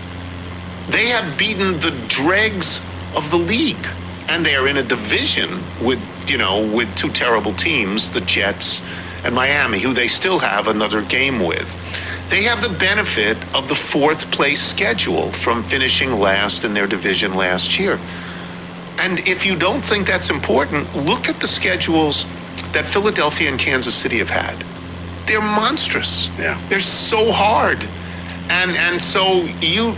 They'll have Buffalo 12-14, which you'll learn a lot. Buffalo and Baltimore are the only 2 teams left that they have that you would think are pretty good. But Buffalo's not the great team that you thought it might be. And that's in New England because that was a surprising win. They beat them in Buffalo. Yeah. Sure. You don't think they'll have the special teams mistake so that the Giants put up? Right. Well, a guy will stick his foot in the ground and there's no kick. What happens? Was that the Giants? Yes, the Giants kicker, yeah. Koo was the kicker. I couldn't remember his name. The golf-related memes to this where it's like you pipe a drive down the middle of the fairway and you immediately fat a wedge. Yeah, just it Never was seen that.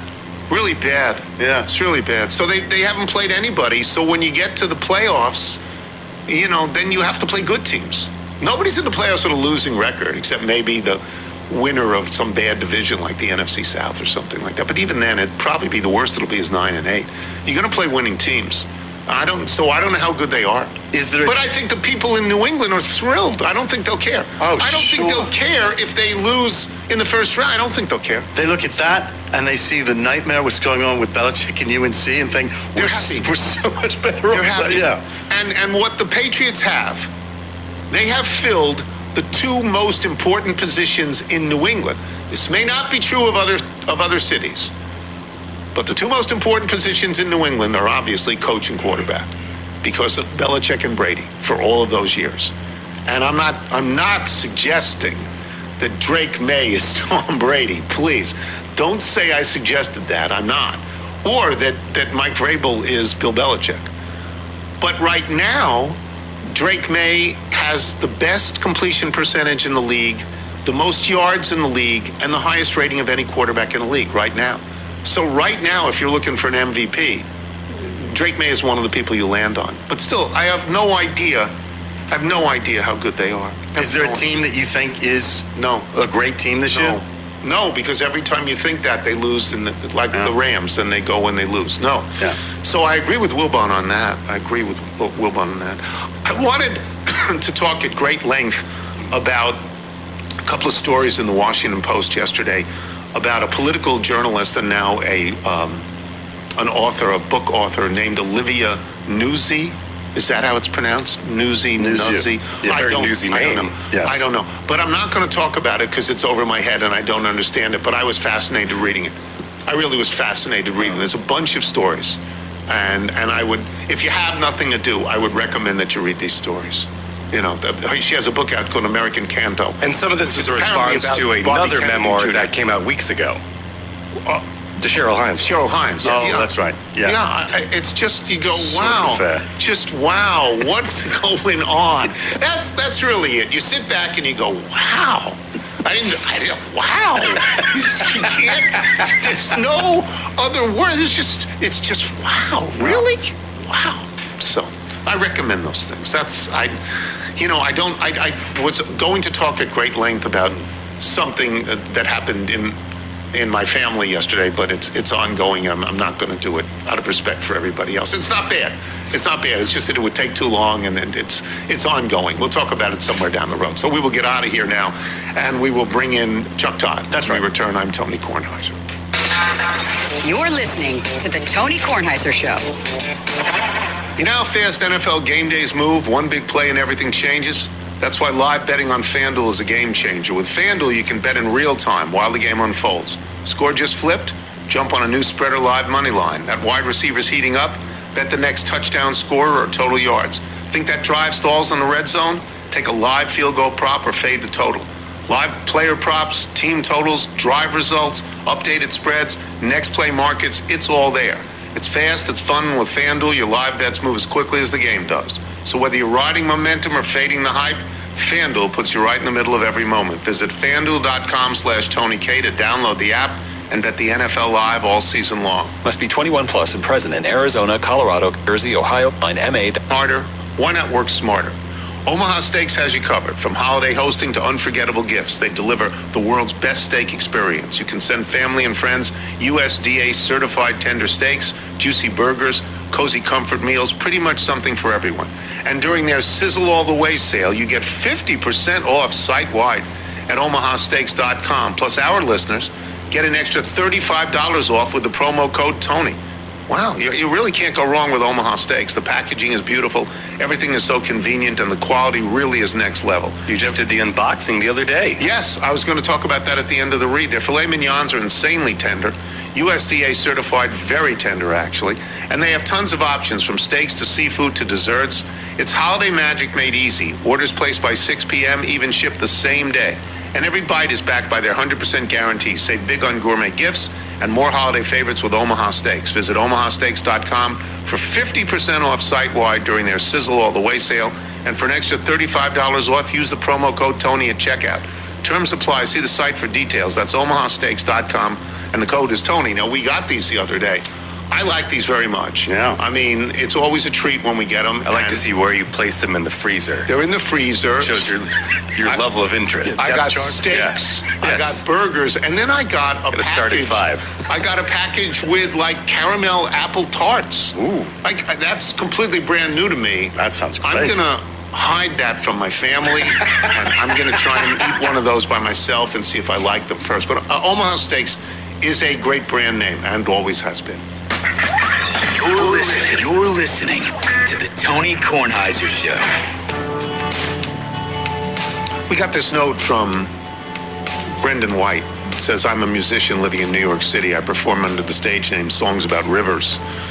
Not Philip Rivers, not Johnny Rivers. Songs About Rivers. I grew up in the D.C. area reading and watching Tony, and your podcast always makes me feel like home. Tony's daily rants about the Nats bullpen are essential sounds of the summer for this diehard fan living in enemy territory. As an independent musician, it means the world to me to hear my songs played on your show. Passed along 2 songs, including my new single called Antipodes, I think I pronounced that right, that was released last month. That's what we're hearing now. Is it antipodes or antipodes? Antipodes? I'm not sure. I don't know. It's not a word I'm familiar with. But it's songs about rivers, and it's very, very nice. It's lovely. It's very, very nice, really is. Congratulations on such nice work. Plays in Chuck Todd. Chuck had 4 and 3 last week. Is at 45 and 46. If he gets to Mount 500, he can do it with a 4 and 3 record. This week's football picks from Chuck Todd and Reginald the Monkey are brought to you by FanDuel. Make every moment more. So I'm going to get to the games because there are some spreads that surprise me. We'll start with the Thursday night game. This might be the best game of the week. Dallas at Detroit. They're playing on Thursday, but they're on full rest because they both played Thanksgiving Thursday. So it's not one of those things where the traveling team is at a disadvantage, really. Dallas is +3 at Detroit. Dallas has just beaten both teams that were in the Super Bowl last year, the Eagles and the Chiefs. Dallas is, I hate to say this, the hottest team in the league right now. The Dallas Cowboys are. Detroit is not. Detroit is sort of reeling. Detroit's better than this, but they keep losing. Will you take the 3 for Dallas against Detroit? This is a playoff elimination game. Yes, I believe that. I mean, this is, by the way, this whole slate this week is fantastic. Yes. If you look, there is half the games, and I think we're dealing with all of them, seem to have playoff implications. I've been hesitant to buy into this Dallas business. I fear that I'm now playing catch up.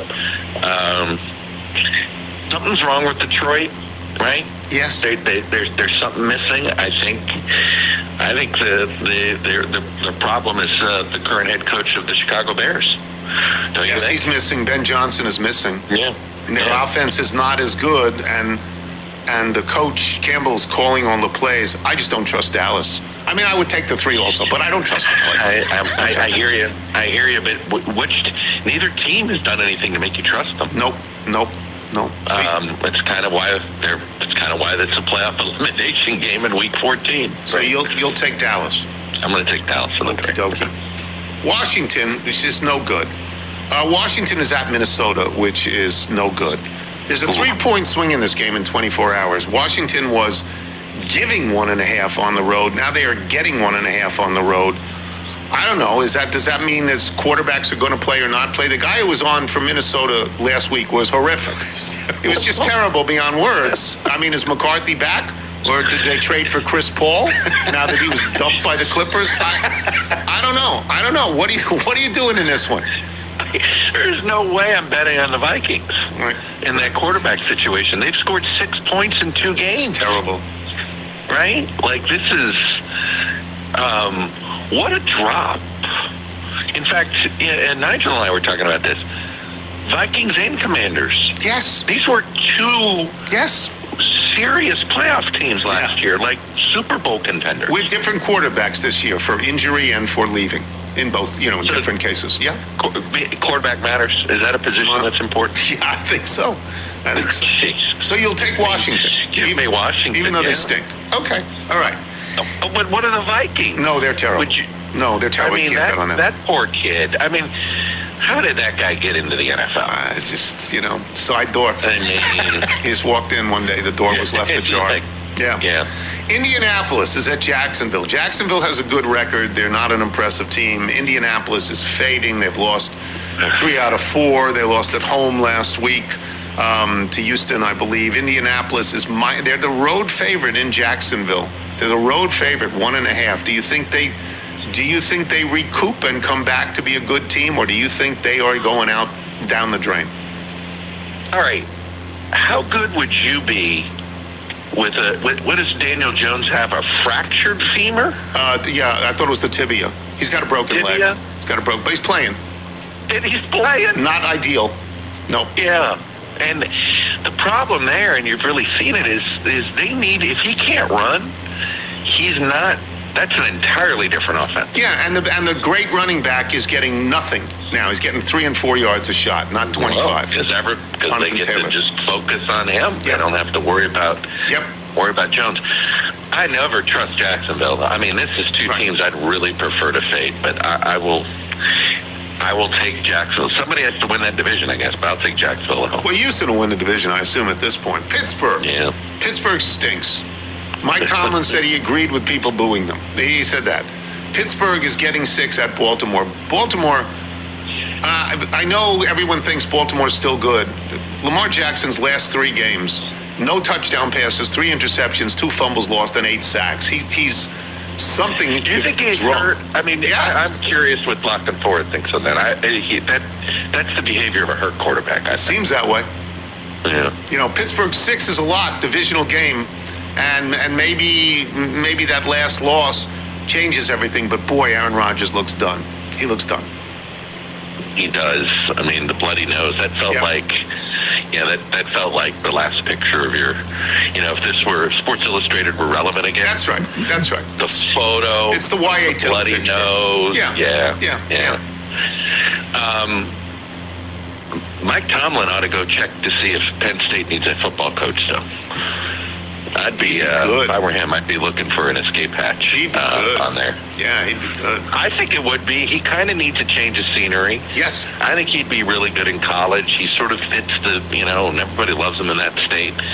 And Penn State, I mean, that's a great story, but there's basically an agent that's barring any coach from working for them. I mean, it's an ugly situation there in Penn State. Sorry for digressing there. It's okay. But no, give me the Ravens. Baltimore home team. Yep. Chicago Bears, the second biggest surprise in the league. First biggest surprise is New England Patriots. The Chicago Bears are second. They are at Green Bay. Wilbon is worried. Wilbon would be worried if they were at the Giants, because Wilbon is always worried. They're a 9-3 team. They're getting 6.5 points in a division game. They're the 1 seed if the playoffs ended today, and they're getting a touchdown. 6.5 at Green Bay. Where Green Bay, and by the way, the Packers have lost. Or they look much better now, but they've lost a couple of times. That's a big number. This is the only question in this game is do you trust Chicago at all? It's got nothing to do with Green Bay. It's Chicago, right? Chicago. Well, Green Bay is the type of team that just will win by a field goal if they need to, right? They don't win with margin very often. I have to say, I'm starting to feel better about the Packers. Well, I was upset about that Panthers loss. Is the Panthers loss a bad loss now? Well, now that they've got 7 wins, it's not necessarily a bad loss. But at home, the Cowboys tie? Yeah, I know. Right. Cowboys tie looks so bad now? Nope. It's like one of those you got to just wait till the whole season plays out. They didn't lose Notre Dame, but that, of course, would be a problem. Yeah. Look, I'm going to take the Packers because my son is going to be listening, and he'll be so angry at me if I somehow didn't take the Packers here. I think 6.5 is really a tough number to. It's a tough number to take because this game is, they need the field goal, but I'll lay the points. It's really a lot of points. I think it's a 3-point game or a 3-score game. It's just a lot of points. It is possible that the Bears sort of. It's a welcome to Lambeau. Maybe. And Ben Johnson said a whole bunch of trash talk. I mean, I think that's going to get a little bit of attention too from the team when he took the job in Chicago. So it could be a very fired up Packers team. Okay. Houston, which has won 3 or 4 in a row. 4 in a row. 1 with C.J. Stroud over the weekend, and 3 with Davis Mills, who did everything you'd want in a backup quarterback. They're at Kansas City. They're getting 3.5. That's a lot to me for Houston. Houston's got a great defense, and if Kansas City loses this, it's over. It may be over anyway, but if they lose this, it's over. We always say, well, their backs are against the wall. We want them, but I don't know. What are they? Are they 2 back of a playoff spot right now? Yeah. I think it's over if they lose this one. I just don't understand how the Texans are getting this many points. I don't either. So it's one of those where the gambling, you're like, what am I missing here? Why is that? Because even if Kansas City wins, right, it would be the typical 3 points. So give me all that. Give me that hook. You take Houston. Take Houston at Kansas City, which you never would have done last year or the year before. That you wouldn't have done it. Would you? No. What would you do in this game? Yeah, I would take Kansas City because I'm a diehard believer in Mahomes, even though evidence tells me not to be. But I would. That's just as me. Here's another one. Philadelphia is at the Chargers. Now, the Chargers, nobody has said a word about the Chargers in the last 4 or 5 weeks. They have a winning record. They seem to know what they're doing. Philadelphia, something is wrong. If you think something's wrong in Detroit, something is wrong in Philadelphia. Philadelphia is a road favorite, -3 over the Chargers, who will have, no crowd there. Nobody cares. But they've been a pretty good team. Not real good, but pretty good. Pretty good is the farthest I'll go. Philadelphia goes across the country. Who you got? It's Monday night. So the Eagles will have more fans there, right? Yes, I believe they will. But is that good for the Eagles? No, because they'll boo them. Booing? They'll boo them. No, they'll boo them. I was talking to a friend of mine who's a big Eagles fan, and I said, I said, who you got? Who's the problem? The coach or Jalen Hurts? And he's like, oh, it's the coach. It's coach. Not Jalen. And I was like, wow, you're on team Jalen. I don't think everybody is. I think there's a real divide. Like, is it Jalen Hurts' fault, or is it the coaching staff's fault not putting Hurts in the right place, right positions? What say you? Whose side you got? I am amazed at how ineffective, in relative terms, Saquon Barkley has been this year. And so I think if Saquon Barkley is not hurt, I think maybe the offensive coordinator needs to change something here, because they got a lot, and not only don't they score any points, they go 3 and out more than any team in the league. I don't understand that. I don't.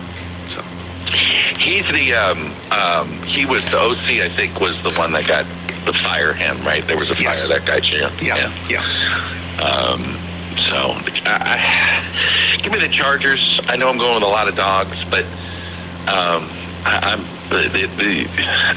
I know the Eagles seem like, even when everybody's fighting with each other, that's just when they start playing well. Yeah, I would take the Eagles here, me personally. I would take the Eagles. But I'm not one game away from 500. I'm not. Nobody's keeping track of what I'm taking. You might be 2 or 3 games over. Yeah, well, I don't know. I doubt it. All right, this is all good. Thank you, Chuck. All right, my friend. Talk to you next week. And if we just gave you Chuck Todd, that'd be more than enough. But we give you a monkey. See the monkey, he's scratching, watching his iPad, smoking and laughing, hanging with Bud Grant, tapping on his purple attache. Nigel's going to the zoo. Reginald's got the bike too. Sometimes he throws and he's had too much Johnny Walker. From Brandon Borzelli in Lebanon, New Jersey, one of the escaped research monkeys from Mississippi has been relocated to New Jersey to an animal refuge in Forked River. The monkey has a new name, Forrest, and is getting well acclimated to his new life. The news article included a bit of a puff piece about Forrest's day-to-day life. The interesting part was that he attended a book signing of Reginald's.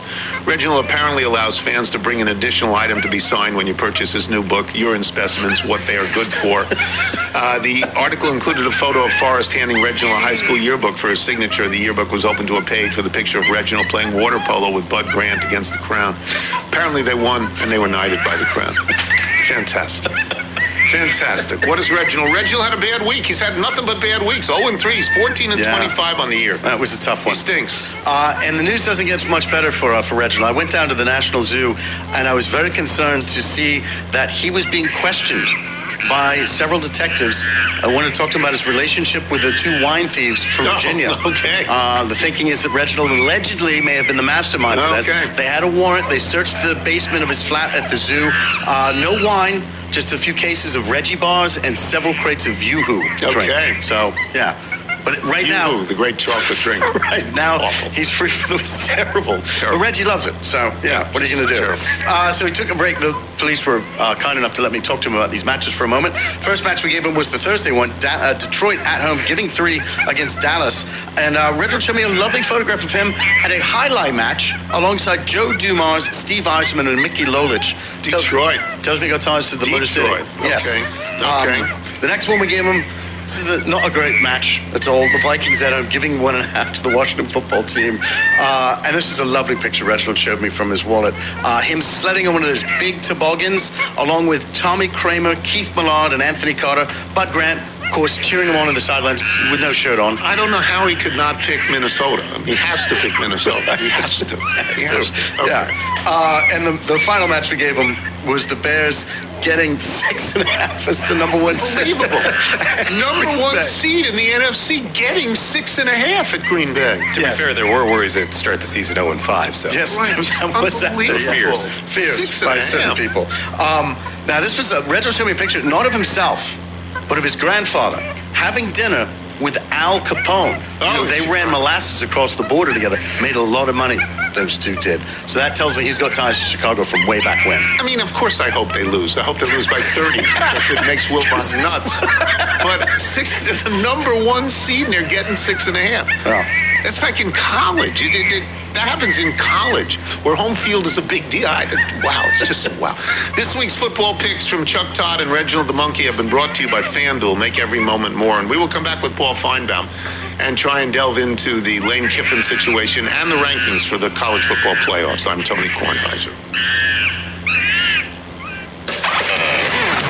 You're listening to the Tony Kornheiser Show. Does this holiday pattern seem familiar? You tell yourself to be thoughtful, then you panic at the last minute and end up buying a gift card. This year, skip the panic and give an Aura frame. With Aura, you can choose the photos that you know they'll love. Then you can preload them before they open it, and seeing their reaction will absolutely make your day. You can upload unlimited photos and videos straight from your phone, personalize your gift with a message, and keep adding new memories anytime, anywhere. Every frame comes in a premium gift box with no price tag. You can't wrap togetherness, but you can frame it.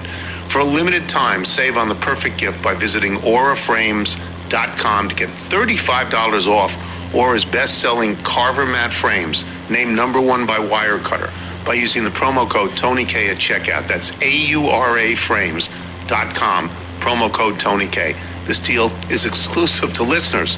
Well, of course it is. Of course it is. You're listening. Yes. Excuse me. It's exclusive to listeners, and frames sell out fast. So order yours now to get in time for the holidays. Terms and conditions apply. Now I go off script. Michael got me one of these. And every so often... Do you see the holiday card refresh? It's every so often there are new pictures of the boys or pictures of Michael and Liz. Once in a while there's a picture of me and Michael from 100 years ago when I wasn't a Muppet. And this is a lovely gift. Right? This is a lovely It's honestly like a live fire where the boys just go up to the frame and they just pause, they rewind, they just want to see it. It's just really nice. This is the Tony Kornheiser Show. Tony Kornheiser Show. Once again, this is Brendan White, but that's just his real name. He's a musician who performs under the stage name Songs About Rivers. I would have performed under the stage name Johnny Rivers. And then I would have made a lot of money. I don't know, like, do you go up to him and say, songs, what's going on? I don't know how that works. But he's good. It's very good. He's very talented. Good. And this is called Lake Mercer Stars. Isn't Lake Mercer, isn't that a lake in Oregon? Am I making that up? I would have to look that up. I don't know. Michael, if independent artists like Brendan White, who plays under the name of Songs About Rivers, I guess that's why he would have Lake Mercer in a song, because it's a body of water. How do they send in their own original music? Send us your music by emailing it to jingles@TonyKornheiserShow.com. And he plays in Paul Feinbaum. And Paul is very busy these days because of the college football playoff rankings and because of Lane Kiffin. So I got to start. The bigger story is not the rankings, because that's going to be settled down the road. The bigger story is still Lane Kiffin. Why is it such a big deal that Lane Kiffin has gone to LSU when a Tulane coach and a James Madison coach, who could be in the playoffs, they're moving as well? Why are we fixated on Kiffin and not these others? Well, Tony, I think because Ole Miss didn't trust Kiffin, and I don't think they thought he just landed from Mars. There's a reason not to trust Kiffin, because every house he builds as he leaves to go to another house, he incinerates the house. And I don't want to pick on the fine people at ESPN Films, but about 2 months ago they did a film that aired on the network that talked about the new Lane Kiffin, and they went through all of his past chaoses and crises, but that was never going to happen again, because he was happy and was going to spend the rest of his life in Oxford. And before we got to December 1st, he had already done the same thing he always does. I think that's why he's so interesting. Tony, without Nick Saban and Jim Harbaugh, college football has gotten pretty boring from the head coaching position. Yeah. So he is it. I mean, he is the villain of college football, and he did it again. He has for those who don't follow this, he has one of the top teams in the country. The playoff is about to begin, and he leaves, and he acts like he wants to stay, but nobody really believed it, because they were afraid that as he was coaching in the playoffs, he would be recruiting players on his own team to go to their biggest rival. And I don't want to sound like I'm arguing in front of the Supreme Court, but there is precedent here. Not exactly the same, but he in 2016, he took a job at Florida Atlantic while he was Nick Saban's offensive coordinator. He did such a bad job in the semifinals, which Alabama barely won against Washington, that Saban fired him the next day, 1 week before the national title game against Clemson, because it wasn't that he was recruiting Alabama players to Florida Atlantic. He was on the practice field during the practice the day before the game, calling other players. He has the attention span of a 17-year-old high school boy. Yeah, his reputation isn't good. Wilbon on the show called him a louse like 3 different times. I'm sitting on the show. Wilbon's calling this guy a louse. I don't know him. I knew his dad a little bit. I think he's a very good coach, and it leads to, I think, the most meaningful question, which is, do you think, and I'm confident he would have tried to steal players, confident he would have tried to steal coaches and bring them to LSU. I'm totally confident about that. But do you think Ole Miss should let him coach in the playoffs rather than hand it over to someone not quite as good? Well, let me make your point not quite as good. So you have Lane Kiffin, who is one of the top 5 coaches in the country. The new head coach, his name is Pete Golding. Yeah. You know who he is? No. Nobody knows who he is. No. They picked him up at a quick mark and gave him the job. So that's really the issue. But I think he had been so performative in trying to stay, and it finally, they just said, we don't want you here, right, and we'll take our chances. And I think Kiffin's calculus was, Ole Miss is good, but they're not good enough to win this thing, because I'm not sure anybody is good enough to beat Ohio State. So he said, I'm getting out of here. I know I can win at LSU. And what he did that was so interesting is he essentially said, Nick Saban told me to take this job. Yes, he threw Nick Saban under the bus. Yes. Who had been on game day, sadly making a fool out of himself, defending Lane Kiffin. And Nick Saban's also on the payroll at Alabama for $500,000 a year as the ambassador. So the ambassador at Alabama recommended that one of Alabama's biggest rivals now leave Ole Miss, which really isn't a rival, to go to their biggest rival, LSU. It's college football, Tony. No, I understand that.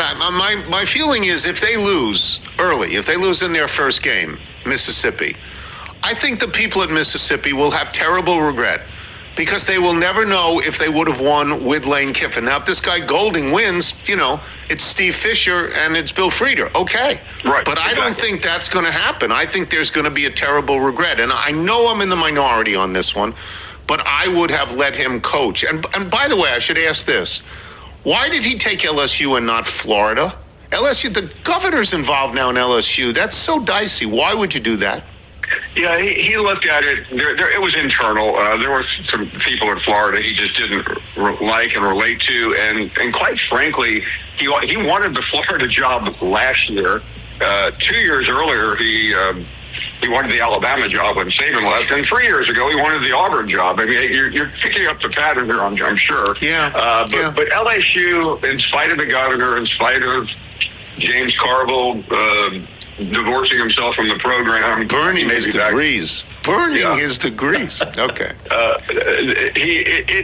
It's an easier job to recruit. It's a standalone. There's nothing. I mean, Louisiana has LSU football and something called the New Orleans Saints. Right. LSU's number one. Yeah. I get that, but LSU has fired 2 different coaches who've won the national championship and fired Brian Kelly with a record something like 50-15. Just said, get out of here. Get out of here before the sun sets. We cannot stand you. Does that not enter into someone's thinking? All right, we're landing in Key West there. That's what we'll pick up next time in our World Tour, episode number 2. As I end this broadcast, number 3 Georgia up 14-0 on number 9 Alabama in the SEC championship game. We will check back in at some point with episode number 2 down the road. Until then, signing out.